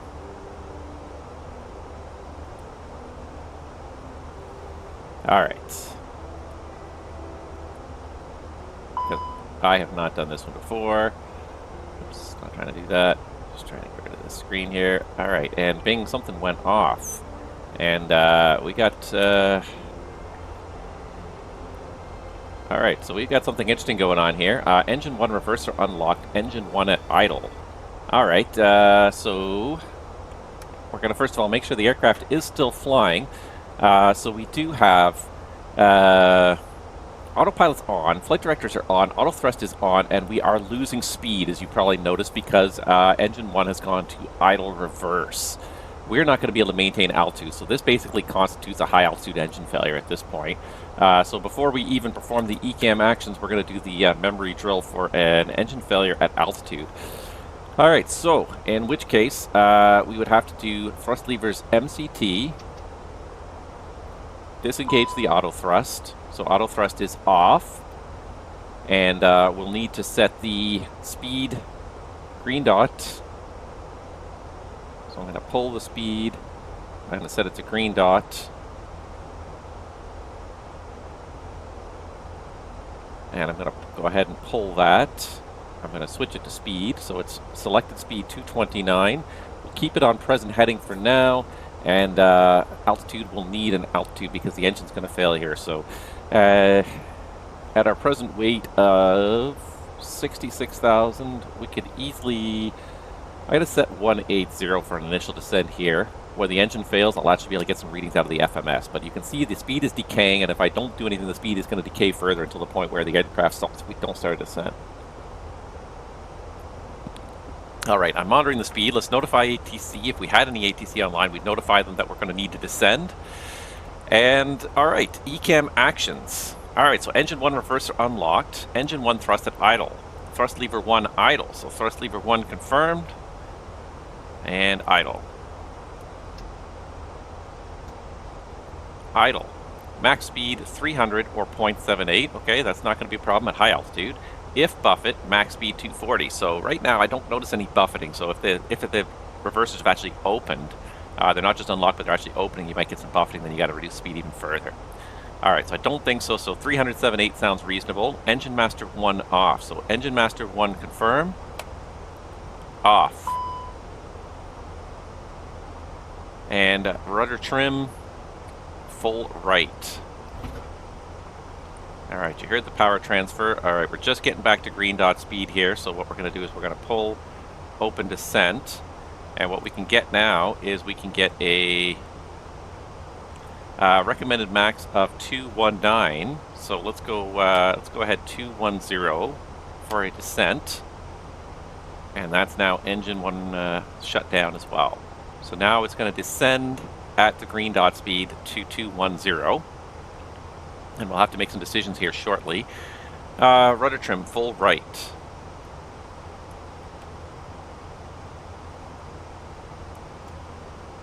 So let's just have a look at the flight control page. I don't think it's going to let me do full right trim as long as the autopilot's engaged. I'm pretty sure it won't. Control heading with roll.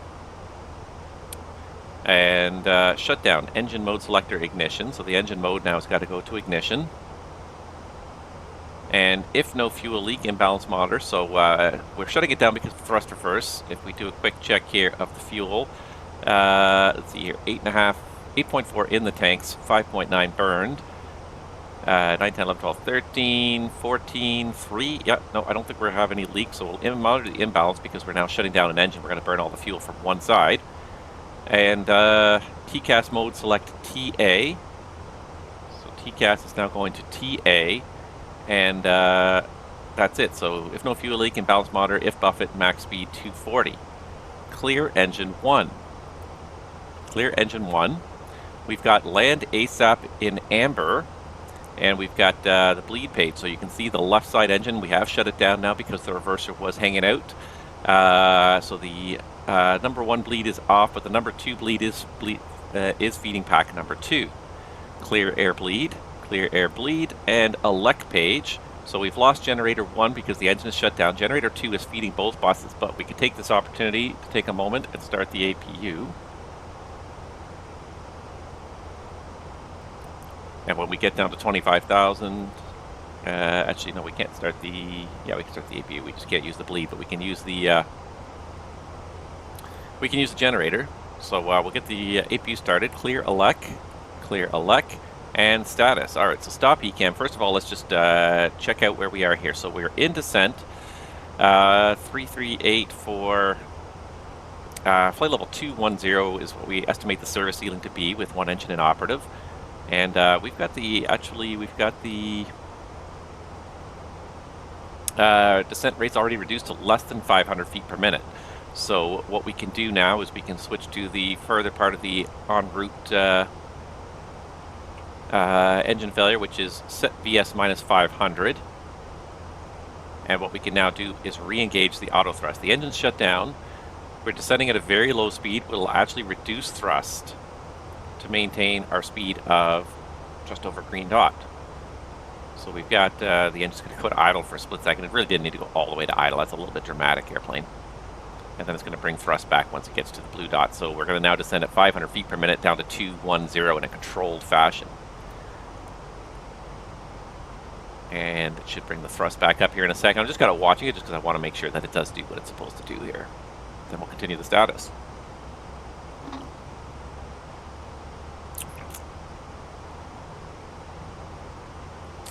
Alright, so what I could also do at this point is I could increase the speed. And as the airplane decelerates and the engine performance improves, our airplane will accelerate with the auto thrust. So set green dot speed. I'm going to ignore that message for now. So clear, set green dot speed. And cruise above max flight level. That's fine. We'll clear that for now. Alright, let's continue with status. So status, we got a max speed of 300 at 0.78 unless we get buffet, in which case max speed is 240. So right now, I don't feel any evidence of buffet, so we're going to go with max speed 300. Let's see here. Approach procedures, if buffet. Then for landing, use flap 1, approach speed VREF plus 55. Rudder trim, 5 degrees right, auto thrust off, GPWS flap mode off, when landing's assured, landing gear down, and at 800 feet, target speed VREF plus 40. So this is all just for buffet, I believe. When landing's assured, landing gear down, at 800 feet, VREF plus 40. That sounds like it's all for the buffet still if you're doing flaps 1. If performance permits, cross bleed open. I would say that the performance would permit at this point, so I'd say we can go ahead and put the cross bleed to open and feed both packs again from the single engine. Alright, and landing distance procedure applies, so we are going to have to get a landing distance for this. And 1 pack only if wing anti-ice is on, Cat 3 single only. In-op systems, we've got Cat 3 dual, Engine 1 bleed, and Gen 1 are the only in-op systems. For the complexity of this failure, we only have a handful of in-op systems. Alright, so as long as there's no buffet, it sounds like we can do a normal approach. I didn't mean to hit clear there. I meant to kind of go see the top again here. It sounds like as long as we don't get buffeting, we can do a pretty normal approach here. Max speed of 300.78. So most of the stuff doesn't apply if we don't have any buffet, which there's no evidence of any buffet. The aircraft is not moving around. You could even look outside and just have a look at the engine 1 reverser, and it appears to be completely flush still. Not that you could do this in the real world, but it is completely flush. It's not hanging out, it's just simply unlocked. So we've shut the engine down as a precaution, but we're going to continue at this point. Alright, so remove status. Remove status. So the ECAM actions are complete. Alright, so now we've got to make some choices here. So we have some time to make some choices here. It's a little bit of an interesting scenario. The real question is, at flight level 210 on a single engine, can we make it to our destination? And that is the real question. I think the answer is yes. But we're going to do some calculations here. So at this point, because there's no increase in drag because the reverser's not hanging out, I would say that our fuel predictions in the FMS are pretty accurate. So what we're going to do is we'll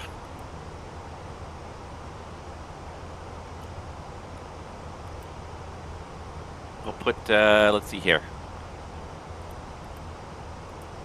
We'll put 210 in there, pardon me, as our cruise for the time being. And let's see what it gives us as a prediction now. So as a prediction, 1819 landing in San Juan, 537 miles with 5.4 on board. So the prediction seems to be very reasonable that we can make it there. I can even set the speed even higher. I can set the speed to, let's say, 290 even. I don't know if we'll ever get to 290 in all honesty, but basically all it's going to do is it's going to force the remaining engine 2, to run at full max continuous thrust for the remainder of the flight until we start descending again. So we're descending at 500 feet per minute, down to flight level 210, which should be our single engine ceiling. And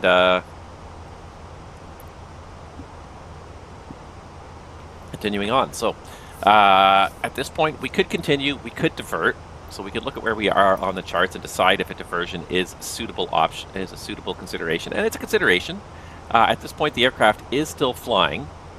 We are a little over halfway to San Juan, and at this point, I would say that no diversion, maybe Nassau's a little bit closer, but no diversion really is much closer than our destination, just for sake of argument. So we are 534 miles to our destination. Nassau's about the closest. If we made a sudden 90-degree right turn, it's about 506 miles away. There is, as far as I can tell, there's almost no point in diverting because we are just about as close to our destination as we are to any other airport. There are a few airports in the Bahamas, but there's nothing much. We're basically an hour away, so we could divert. The aircraft is flying fine right now on the single engine. We are descending, but we will be able to maintain flight level 210. The APU is should be up and running here. It is up and running. It's feeding the electrical page. And what we could even do, once we get below 250, is we could even start using the, actually, no, we can't do, yeah, we can do a single pack operation off the APU, so we could feed, and it actually works out that its engine 1 is shut down, so we could feed the APU into pack 1, or we could just simply let the engine 2 feed both packs, which I think is fine for now. All right, so I think that the best decision is to continue. The weather's not great in San Juan, and that's the only thing that concerns me at this point, is that we'll be doing a single-engine approach at an airport where right now there's, well, the thunderstorm has moved off. Thunderstorm dissipated. Visibility north to northeast, north-northeast, and northwest is lower. Wind 0107, 5 miles, light rain mist, scattered 2100. So the thunderstorm has moved off. We will have to pass through the thunderstorms in order to get to San Juan. That's our other issue, is that we will have to pass through the thunderstorms. But I'm just going to set 2986 here just because I saw it there. And that's the only thing that might give me pause as to whether to go to the destination. So the other thing I'll do is I'll pull up the weather radar and let that help evaluate. So we could also definitely get on the horn with our dispatchers and talk to them and tell them our situation. And now would be as good a time as any. No, don't do that. Do this and bring up weather again. Oh, because I'm looking in the wrong place. Weather doesn't appear in the sim yet. Where's my... There it is, sim brief. That's what I was looking for. All right. So I'm not sure how to get it to cycle further along than 1600. I'm going to turn the weather radar off and turn it back on again. There we go. Now it knows the new times. So let's see how the thunderstorms are looking here. The thunderstorms move north of the field. Still looking substantial to the north of the field. We might have to go around them though. Fortunately, it is kind of one line. Worst comes to worst, we can go east and go around them. We could go west and go around them too, but I think east is going to be just as good. It's kind of a hole here. Might be worth considering as well. It's kind of breaking up right there, so we may be able to just get around behind it. So I think we're okay to continue. We do also have this system here, which we may have to deviate a little bit to the east as we approach Pling to get around that. So we'll keep an eye on that as well. But it looks like San Juan will be acceptable to land in. So let's just do some landing distance calculations as well here. Because that's the other thing. So we need to know the weather. We need to know the approach capability of the airplane. We are Cat 2, or is it Cat 3 single? We are Cat 3 single, so that's fine. We can do Cat 3 single. But let's just figure out, make sure we can land in San Juan as well on runway 10. So it's going to be at least a wet runway. Let's refresh the METAR, apply that. Landing weight. So now let's check this fuel prediction page here. We're going to have lots of fuel when we land in San Juan because that one engine's not running. 58.1 plus 5.5, that takes us up to 63.3. Let's just call it 64, make it easy. 64.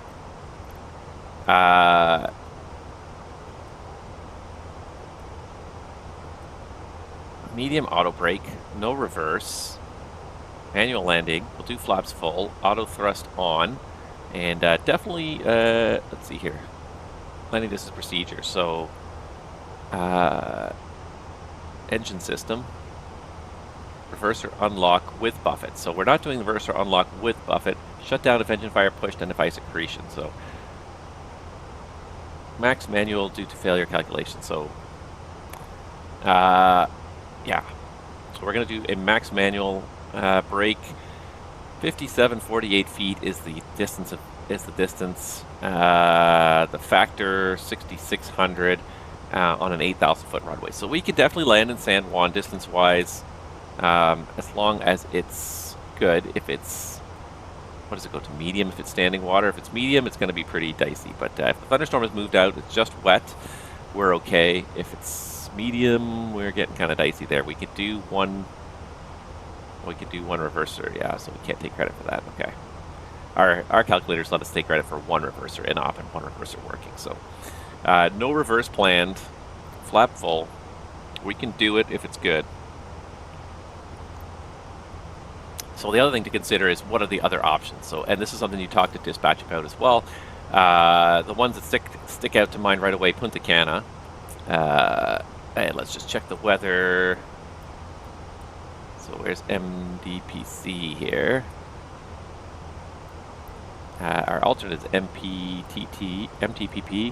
But MDPC, I believe, is right about here. Let's just see if I can get rid of that infrared satellite layer. There we go. So it looks like there was weather probably there, but it looks like it's moved out as well. So Punta Cana, not great services. As an airport, it's pretty high minimums. But maybe we should consider MTPP as a possibility. I honestly have never been there. I have no idea what their airport configuration is, so that's a possibility anyways, as we could divert to the alternate if we can't get in. So let's just have a look here. Port-au-Prince. Speed checked. Flaps 0. I didn't realize that was unmuted all this time. First of all, let's just have a look at the runway length here in Port-au-Prince. One runway, 10,000 feet long. So if we could land in 8,500, we could definitely do the landing here. In terms of approach capabilities, ILS Zulu 10 takes us down to 430 feet. That's not terrible. ILS Yankee, yeah, it seems to be about the same minimums either way, 430, 440, depends on the category of aircraft. But yeah, I guess it's kind of in a valley there, so you'd have to, if you do the mist, you got to watch out for the high terrain. We could definitely consider that a possibility anyways. The weather seems to be good there. There is no weather. Trouble is there's some political problems there. And this is the kind of thing you need to do. Possibilities. What are some possibilities? Other places you could go. You could go to Princess Juliana. As I said, Punta Cana. I forget what the other big airport is in Dominican Republic.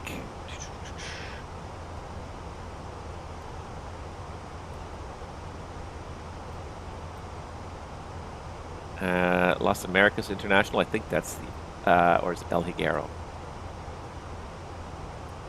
I honestly can't remember. Casa de Campo International, like there's a whole bunch of international airports. I'm not sure which ones. Let's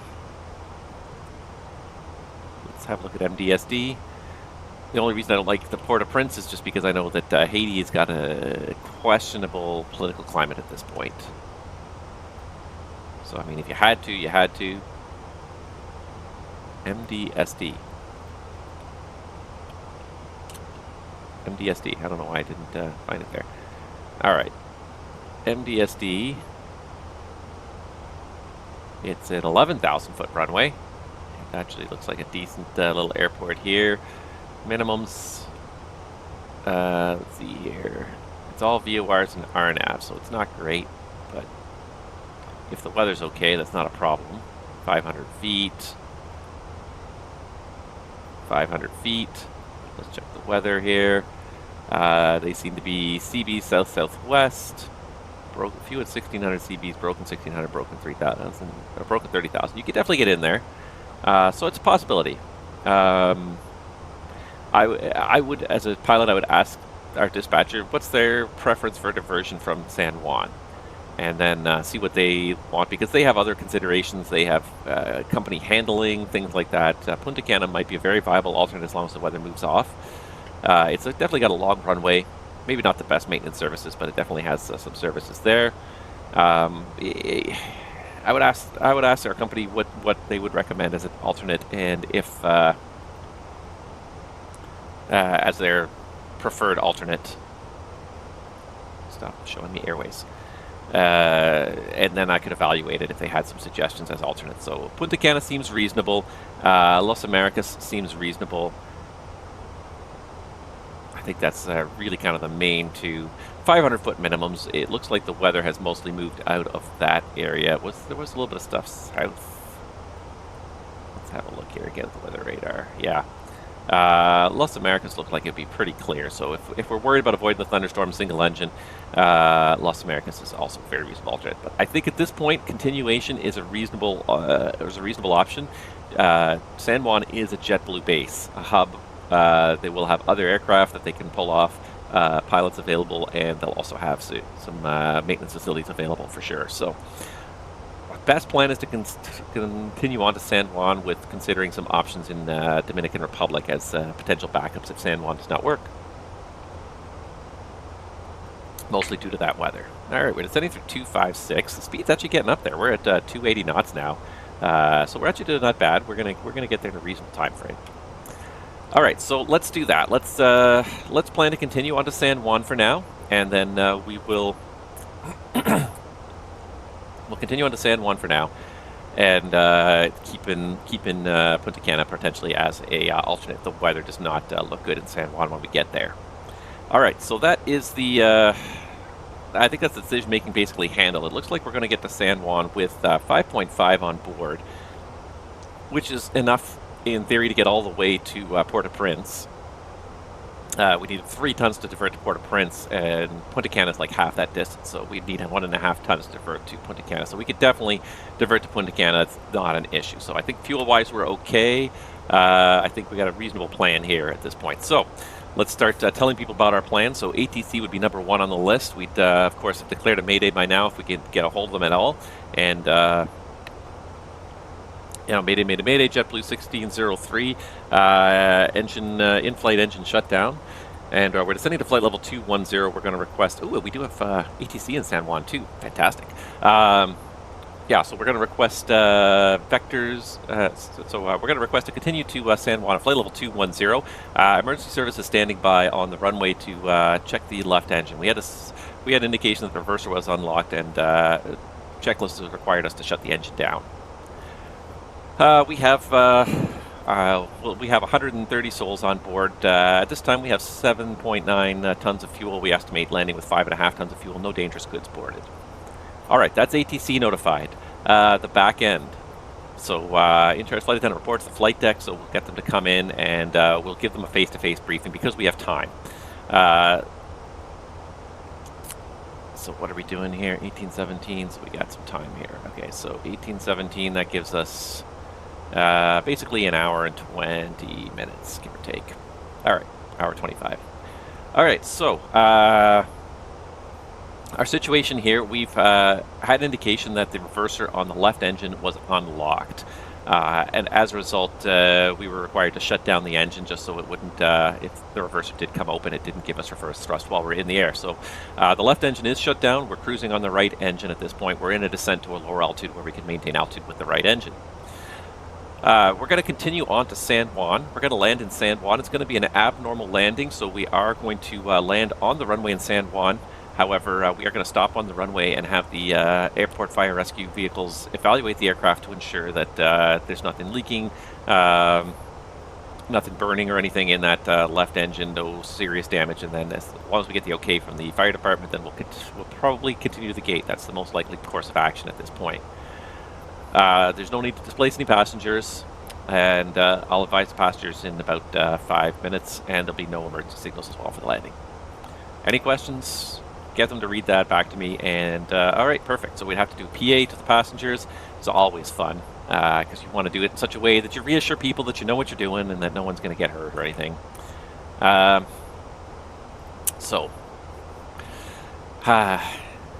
just have to think about it for a minute, and this is one of the biggest things. People rush into PAs without thinking about them, and one of the biggest things is to have an exit line. Otherwise, you end up with these PAs, and I've seen some videos of some terrible PAs where people just drone on and on about stuff, and it's like, just give the basic information. You don't need to be overly technical. You don't need to provide more information than necessary, have an exit line so that you know how to hang up, because otherwise, if you don't think of your exit line ahead of time, you end up droning on without knowing how to get out of your speech. So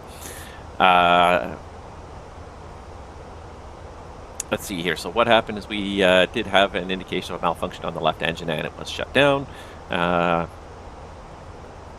Aircraft is capable of continuing, and at this point we are planning to continue on to San Juan. Reassurance and the exit line.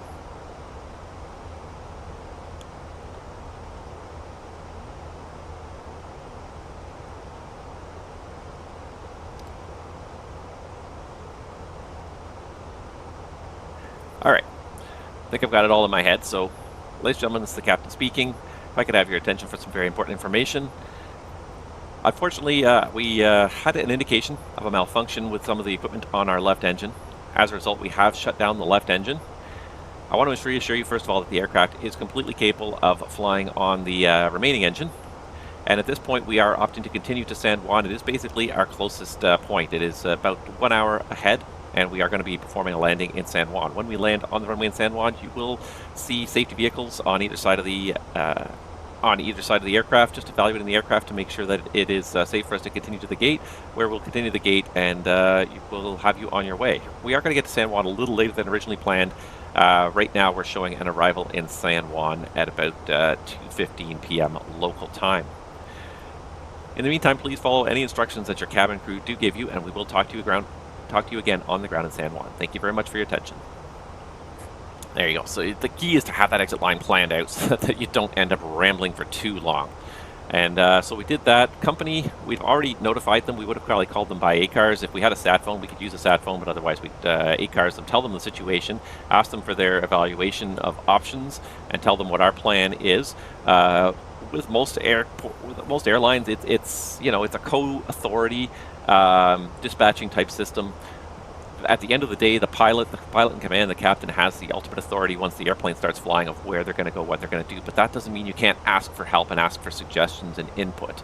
And that's where your dispatcher could be invaluable, because they have you know, the internet at their disposal. They have the entire airline at their disposal. Whatever you need, whether you need to know where there's going to be services, maintenance, you know, customs.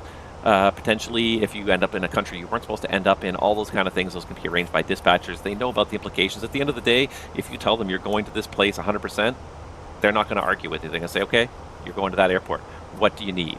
What do you need from us when you get there? And chances are they'll know what you need. They'll have some sense of what you need, but tell us what resources you do need. Maybe we haven't thought of something. Maybe there's something you're thinking about that we're not thinking about. They have a huge checklist. Most airlines will have huge emergency response checklists. The second an emergency happens, the dispatcher pulls out that book and starts going through the checklist page by page, line by line, making sure everybody's notified that has to be notified, all the systems that need to be in place, whether it be, like I said, whether it be, what am I trying to say here? You know, like I said, customs, station pardon me, station attendants, all that kind of stuff. There's 1,001 things that happen when an airplane diverts, especially if it's an emergency. And the checklists have been designed over time to make sure that none of this stuff gets missed. So everyone who needs to know, aviation authorities, customs personnel, you know, ATC, everybody who needs to know knows. So there, we've done the ABCs. We've notified the ATC, the back end, and the company of the situation. Other considerations, overweight landing. It's not going to be an overweight landing at this point. We're just a hair above max landing weight right now, 65.8. We got to get down to 64.5. So we're going to be down there easily long before we get to San Juan. And TCAS is already on TA per the checklist, so I think we're good to go. And in that time, we have finally reached 217, descending 210. So in all that time it took to kind of deal with all that situation, carrying on, we're going to be doing a single engine landing into San Juan on stream. I haven't done a single engine landing on stream yet, I don't think. So hopefully this is interesting. I hope you guys are kind of enjoying this kind of input here as to what it's kind of like. And the timing was late enough in this flight that I kind of thought about doing an engine failure earlier in the flight and maybe hooking a right turn to the US East Coast somewhere. But the key is that, like, in most cases, when you start descending on a single engine, yes, your fuel burn is going to be higher because you're at lower altitude, but your fuel burn is still going to be lower because you're only running a single engine. So we're only burning from that one engine 1,800 kilos per hour, which is probably less than, a little bit less than if we were burning both engines up at cruise. So we're probably actually saving fuel. But that being said, we're also not getting there as fast because our ground speed is way down now. Our true airspeed's down to 400 knots here at 21. Because we've restricted our speed because of the potential risks of the unlock there. Alt star.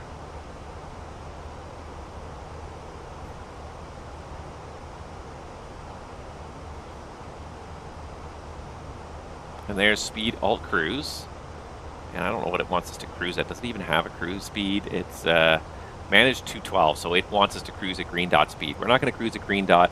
We have more than enough fuel to get to our destination without going to green dot. Green dot would be kind of the long-range cruise speed, and if you needed to maximize your distance and minimize your fuel burn, you'd definitely go to that. But in this case, we are 1 hour from landing, give or take. We're 100 miles from our destination. And actually, 1811, yeah. We're not even, we're 400, less than 400 miles from our destination. So we're making reasonable progress. The weather is going to be a bit of an issue, especially because we're going to be down in it at the 210 level. But it is what it is. We're going to make it. We're going to make it to our destination even with the engine failed. Provided nothing else goes wrong. I still have random emergencies turned on, but I'm not going to do anything else now. I'm not going to trigger any more random emergencies. One major emergency is enough for today, I think, and I hope you guys have kind of enjoyed this.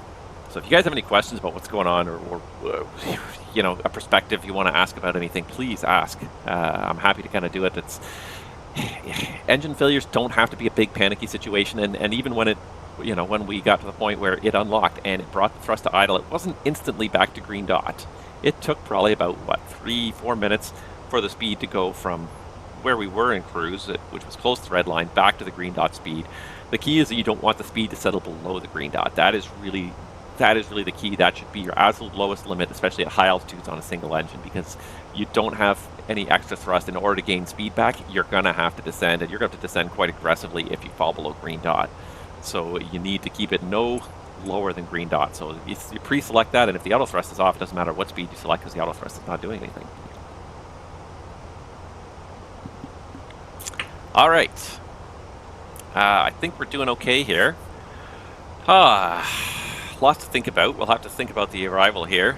I had a list of other stuff to talk about, and I think the one thing I read the other day that I thought was really amusing was that I can't remember which organization published it, but apparently the latest stats are out for Windows, and Windows 11 adoption is falling while Windows 10 adoption is rising, which is just hilarious in and of itself. But I think it really goes to demonstrate that Microsoft has yet to make a case for Windows 11.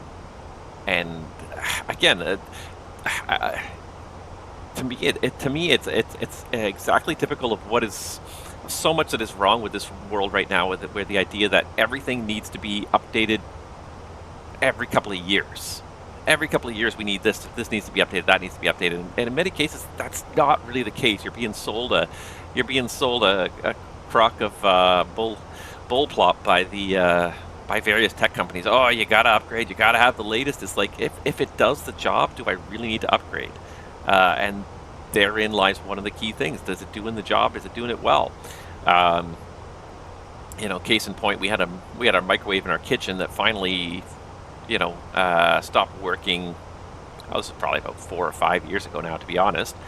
But yeah, it stopped working, so we replaced it. But when it was an over the range model, so when I pulled that old microwave off and turned it around and looked at the back of it, the builder plate said, I believe it said 1999. So this was nearly a 20-year-old microwave, and it sat there and worked hard, and we used it a lot, and I'm sure the previous owners of the house had probably used it a fair bit as well. But that was one of those cases where it didn't need to be upgraded, didn't need to be replaced. It did the job just fine. Did the job just fine for years and years, and the same goes for most major appliances, and so many other things, and operating systems can be the same way. You think of how many people still use Windows XP and use Windows XP for like 5-10 years after Microsoft officially sunsetted it, because it was definitely one of the better versions of Windows ever in the grand scheme of things. It was one of the first really truly stable 64-bit operating systems. And I think after XP came Vista, and Vista was a gong show, and nobody bought into it. So they had I think after that was Windows 7, if I'm remembering my history correctly. But it seems, it's funny, but that seems to be Microsoft's MO now for the last couple decades, has been they release a good version of Windows, and then the next version of Windows ends up being really lousy. And then they release a good version of Windows, and then the next version after that again ends up being really lousy. And the lousy ones get very low adoption rates because they're very lousy, because Microsoft tries to reinvent the horse too much, or tries to reinvent the wheel too much, and it's like, and this is one of the things like that bugs me even about Windows 10, but even more with Windows 11, is the constant advertising, or the recommendations, as they like to call them, which is basically their short form for, hey, we're going to advertise our own products as much as possible within the operating system. And I despise that to such a high level. I despise it to such a high level. The operating system should be agnostic to the software you're operating, and it should be recommending software to you. Your operating system should operate the computer, and then you choose the software to put on top of that. But Microsoft wants to control the whole experience now, and I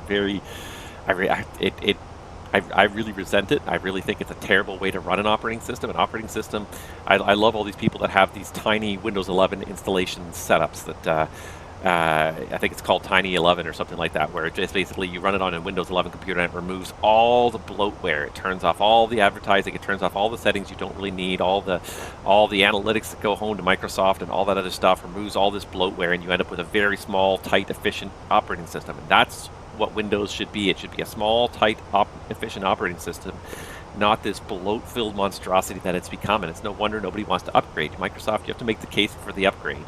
And just saying, well, we think you should, is not a case for upgrading. You need to, it's incumbent upon you to prove and demonstrate why this is so much better than the previous version that we need to pay money, and even if we don't have to pay money, even if it's a free upgrade, why we need to upgrade and break all of our apps and things like that. I've looked at Windows 11. My kids' computers run Windows 11. There's nothing really that good about it. If anything, it looks worse. It's starting to look more and more like iOS, which to me is not a plus. It's not something you should be looking at. And even in Windows 10, the slow elimination of Control Panel, which Control Panel still is far better than the Windows Settings app because it's quick. It's very low tech. It's not slick because it does the job quickly and effectively.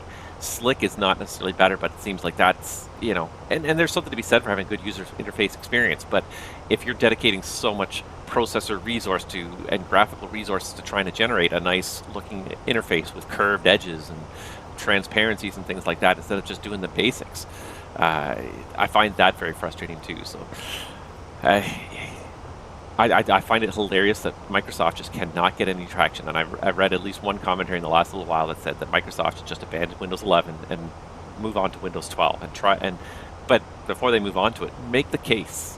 AI is not a case for an operating system upgrade. It really isn't. It's such a gimmick. And I think in the grand scheme of things, it's not going to make a lot of people's lives all that much better. You're going to use a lot more computing power to do basically the same thing you're doing right now. It's not... It has all the hallmarks of a giant bubble right now. It's all the AI has all the hallmarks of the .com tech bubble all over again when you start looking at it. You just look at how many companies are going to be there in 5 years when this bubble bursts, and all of a sudden people realize that maybe I don't need AI just to run the operating system on my computer. Maybe I don't need AI just for word processing. There are probably some cases for it, but I think in a lot of cases it's not.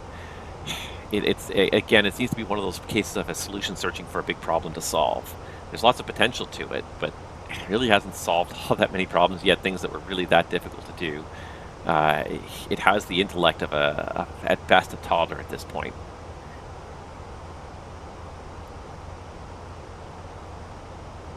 I certainly have no interest in AI monitoring my computer and trying to figure out what I want to do next. It's like, just let me do what I want to do on my computer. It's the same reason I still don't have a Microsoft account on my Windows, on my computer, and I don't want one. I don't need one.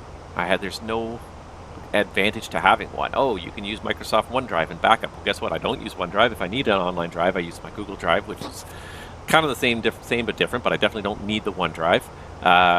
Windows backup. I have my own backup service that I chose to use that I think is superior to Windows. All these cases for why you should have a Microsoft account, I have yet to buy into any of them. None of them are very compelling. All right, so we only have Engine 2 running, so we're going to put the anti-ice on Engine 2. Just because we're kind of getting into this cloud deck a little bit, and this must be kind of the start of the weather. There's pling, so we're not going to see anything on the weather radar, much as I would like to see it. But there's pling right now. We'll kind of just have a look at this again here and see where this weather is right here. And in order to oops, that's not what I meant to do. Okay, turn it off, turn it on. And yeah, we'd probably have to go around this. Let's see what the latest weather's looking like in San Juan. And also, let me have a look on VATSIM and see where we are.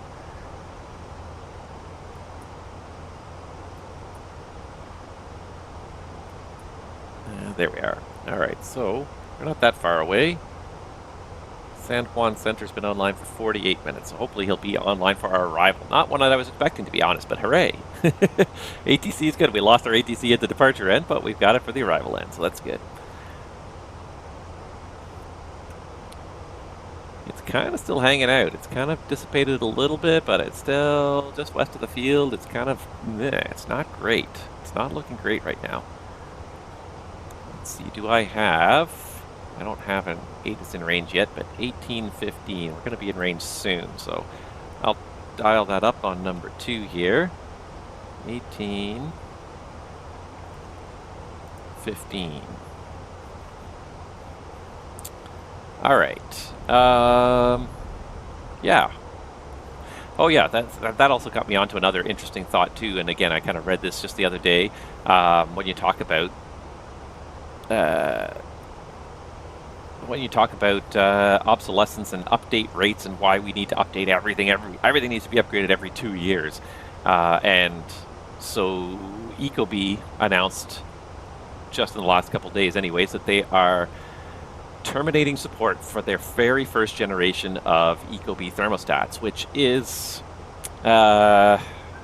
it's not terribly surprising, but it is nevertheless disappointing and exemplifies exactly one of the biggest problems with the whole smart home infrastructure, is that all these things are going to have expiry dates that are going to be enforced by private companies that you have little to no control over. So, and this caught my attention because I do have an Ecobee thermostat in my house. It's not one of the affected ones. Mine's the Ecobee 3, so the Ecobee is terminating support for their first generation of thermostats. So their first generation of thermostats will no longer be able to connect to the servers.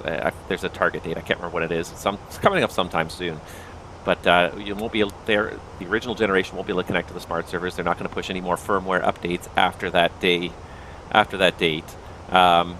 The key is that it still will function. It will still do the job. It just loses some of the functionality. So you won't be able to remotely control your thermostat, but it will still work as a thermostat in your house. So if you walk over to the thermostat and dial in a new temperature, the furnace will go on, or the air conditioning will go on, or whatever. It'll still regulate the temperature locally. You just won't be able to have any remote functions with it. It won't have any analytics. It won't have any access to the remote server. You won't be able to remotely access your own thermostat. That being said, and it was pointed out in the article, these were originally released 14 years ago, so that's a long time. That's a pretty decent lifespan for a technological product. But again, on the other side of it, your house is not going to last 14 years. Your house is going to be around for 100 years, or potentially even more than that. Who knows how long your house is going to last, but the age of your house eventually will be measured in decades and possibly even centuries. So installing all these technologically oriented products that have a lifespan that's measured in years, maybe a decade or so,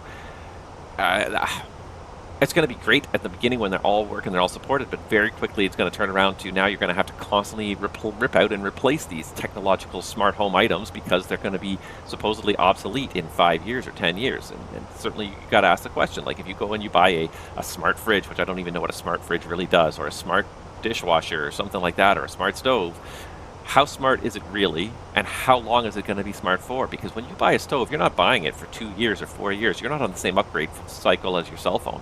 You're buying a major appliance. You're expecting to get 10, 15, 20 years easily. I would hope to get out of a stove at least 20 years.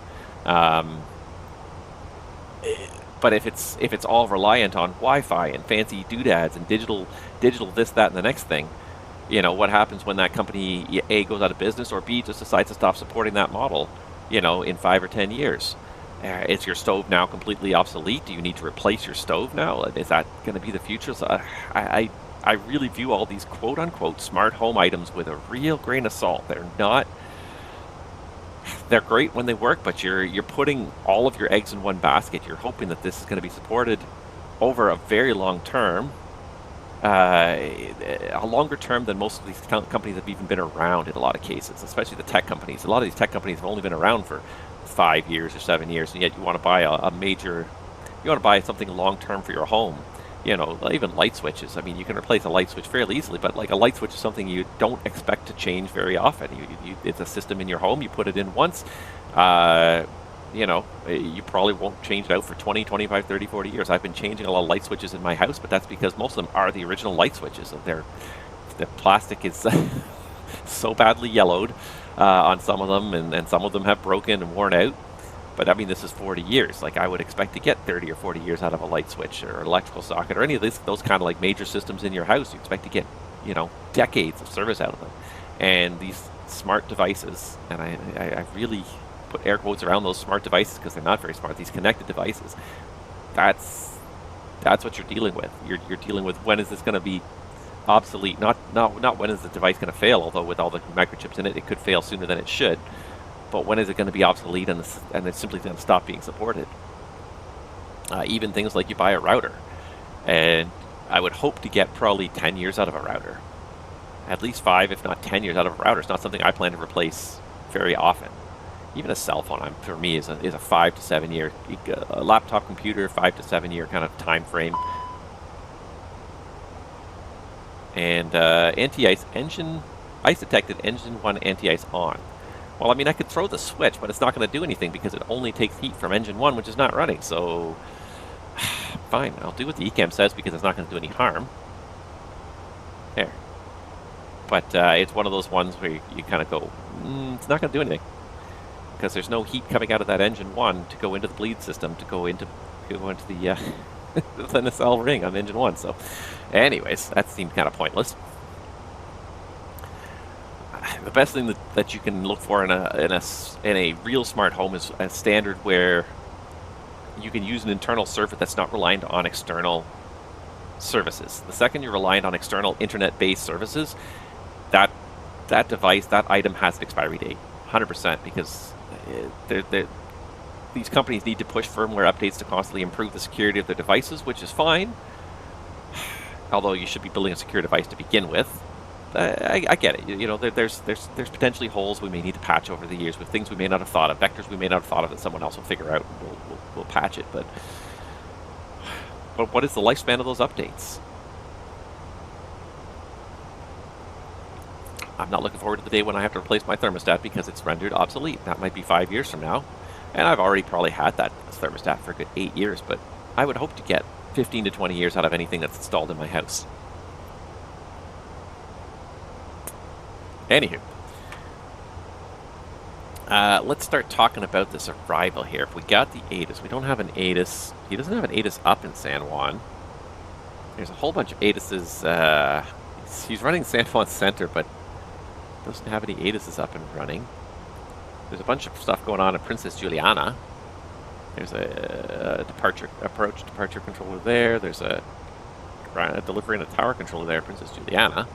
And it looks like there's a lot of airplanes in and out of Princess Juliana, but that's not where we're going. We're going to San Juan, where there's not a whole lot of traffic. Let's just check for the latest METAR now and see what it says. 7 miles in light rain, so it's still raining. No more mention of the thunderstorm. 350 at 6. The winds are not too bad. Scattered 2700, broken 4500, overcast 7000, 27 degrees, 2984. Thunderstorms ended at 11 past the hour. That was past the last hour. It's been lower west to northwest. So it is still lower visibility. What did I say, 8.2 or 8.4? 8.4. Set. Alright. Yeah, so I guess we'll start setting up for an ILS to runway 10. Let me just also check the NOTAMs, because there was a few NOTAMs, and then we'll set this up here. So let's go down to San Juan first.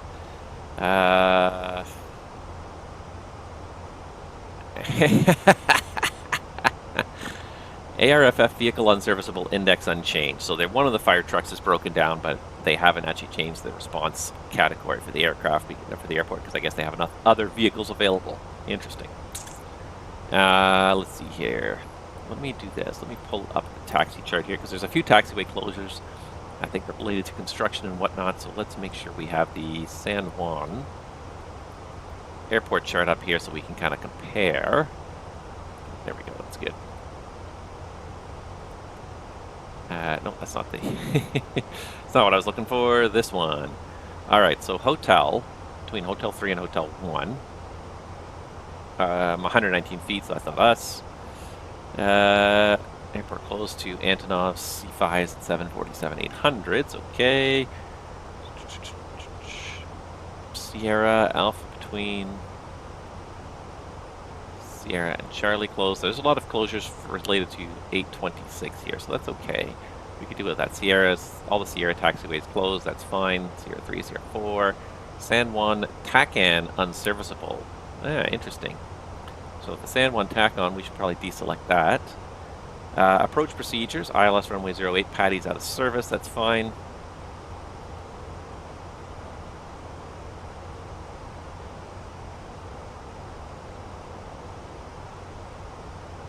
So, pardon me.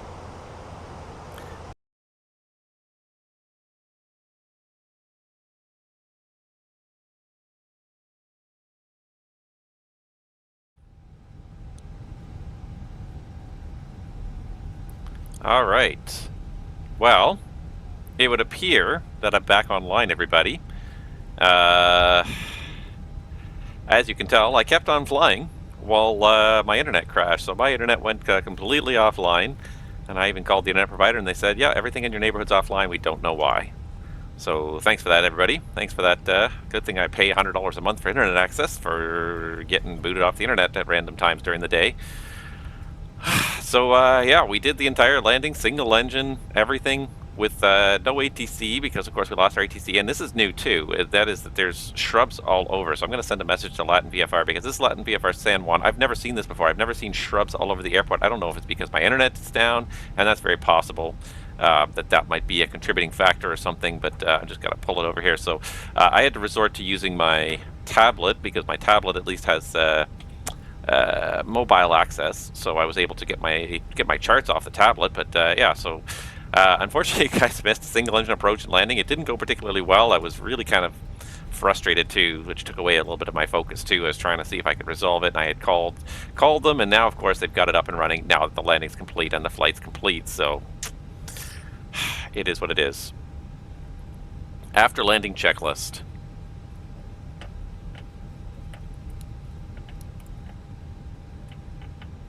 After landing checklist. I don't, and I, you know, and it's one of those cases, I was talking about this at the start of the stream, like, I lost interest in it a little bit. As much as I was interested in doing the single engine landing, I really don't care too much about doing the checklist anymore, because, you know, I went off the internet for 45 minutes, like during probably the more interesting part, like during the single engine approach and landing. I mean, at least you guys got to see the descent down to altitude and everything, but just annoying. So here we are in San Juan. At least my flight tracker will track the completion of this flight now, because it was starting to give me errors that it couldn't connect to the server. Yeah, so I kept the flight going. Of course, then I lost all the weather information. I lost my ATC that I had, so I just came back online. I could connect to VATSIM again right now if I wanted to, but what's the point at this point for the last 10 seconds of the taxi in?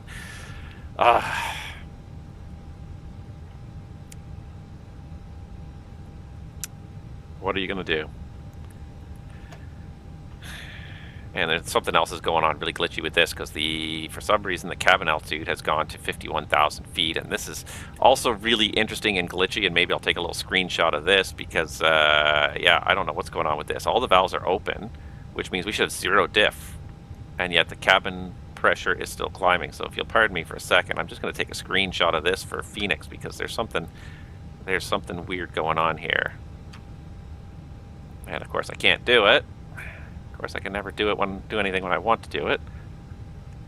Trying to just I'll just save this to my local computer, and then I'll send this to them. Yeah, anywho, let's see here. That's good. APU is up and running, so we can go ahead and go shut down engine 2. We can turn off the starter as well. Please remember to submit your flight, and Pilot's Life was starting to yell at me too. Get the APU bleed on. My FS2 crew seems to have become stuck as well. After landing checklist. Cancel checklist. Roger. After landing checklist. Radar and predictive feature system. Off. After landing checklist complete.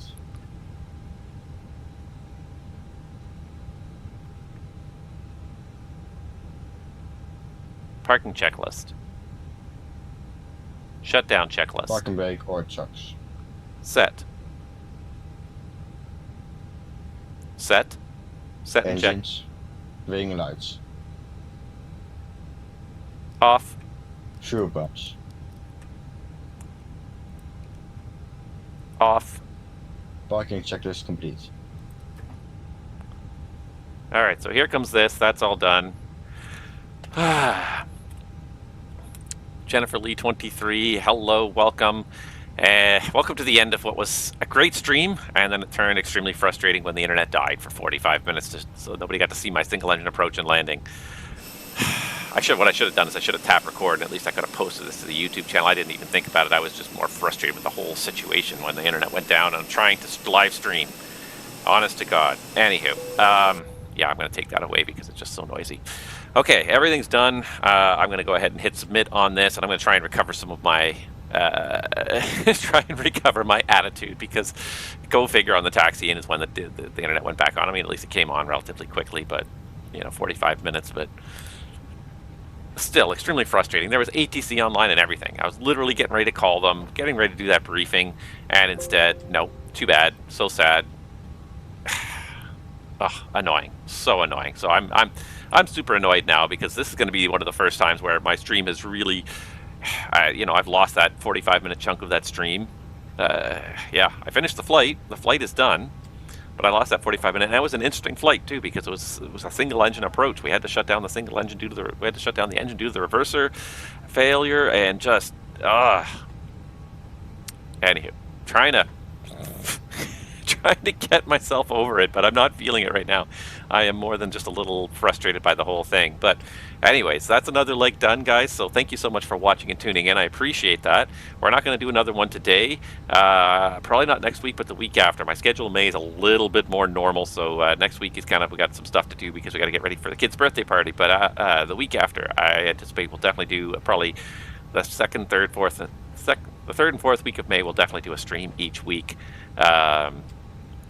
Yeah, but I think the internet is still a little bit sluggish here, because this definitely seems like it's taking its time kind of getting it. But it was kind of a hint, like the sim suddenly went online, said I was connected, and the weather suddenly changed from partly cloudy to pouring rain. And I was like, oh, well, at least I got weather back. So,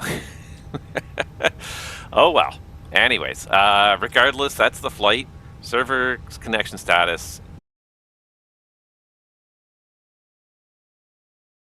1,000-mile leg. It's still probably about a 2.5-hour flight, but a little bit shorter than today. I may redo the engine failure, because the whole thing got. I just keep looking up at my modem, because that's my like object of the object of my anger for my cable company, is looking up at the cable modem and just like, yeah. So we may try and do the single engine. Another single engine operation towards Orlando again on the next flight, just because this one, and like I really was excited to kind of do something really interesting and a kind of a major failure, and it all went to heck. At least you guys saw most of the failure. You saw the failure at cruise. You saw the drift down. I'm annoyed we didn't get to deal with it with our ATC. We could have had a controller. He could have come online, and I was looking forward to telling him we're maydating engine failure at 210. But anyways. Just try and get over it. It is what it is. Life goes on. Not the end of the world. Just frustrating is all. I have one chance to stream every 2 to 3 weeks, and this, of course, is what happens. Anyways, guys, regardless of that, I appreciate you guys tuning in and tuning back in for the second episode, and I'll have to run the two together, and I kind of kicking myself now that I probably could have hit the record. I was hoping it was going to be a short failure. I think that was really what it came down to. I was hoping it was going to be a short time offline. I should have hit the record button. I could have recorded this video, combined it with what was streamed, and gotten 99% of the video out there, but I honestly didn't consider this a possibility. I was so frustrated with it being offline, but oh well. You know what? That's a contingency for future. If that happens again in the future, I'll hit record. We'll get most of the stream online when it gets published on YouTube. But anyways, you live and you learn. Thank you guys so much for watching. Enjoy the day out there, and we'll see you guys all out there on the VATSIM skies. Hopefully, sometime in the next couple of weeks, we'll get this next stream going. And in the meantime, enjoy the rest of your day. Take care, everybody. Hope your net stays online for you.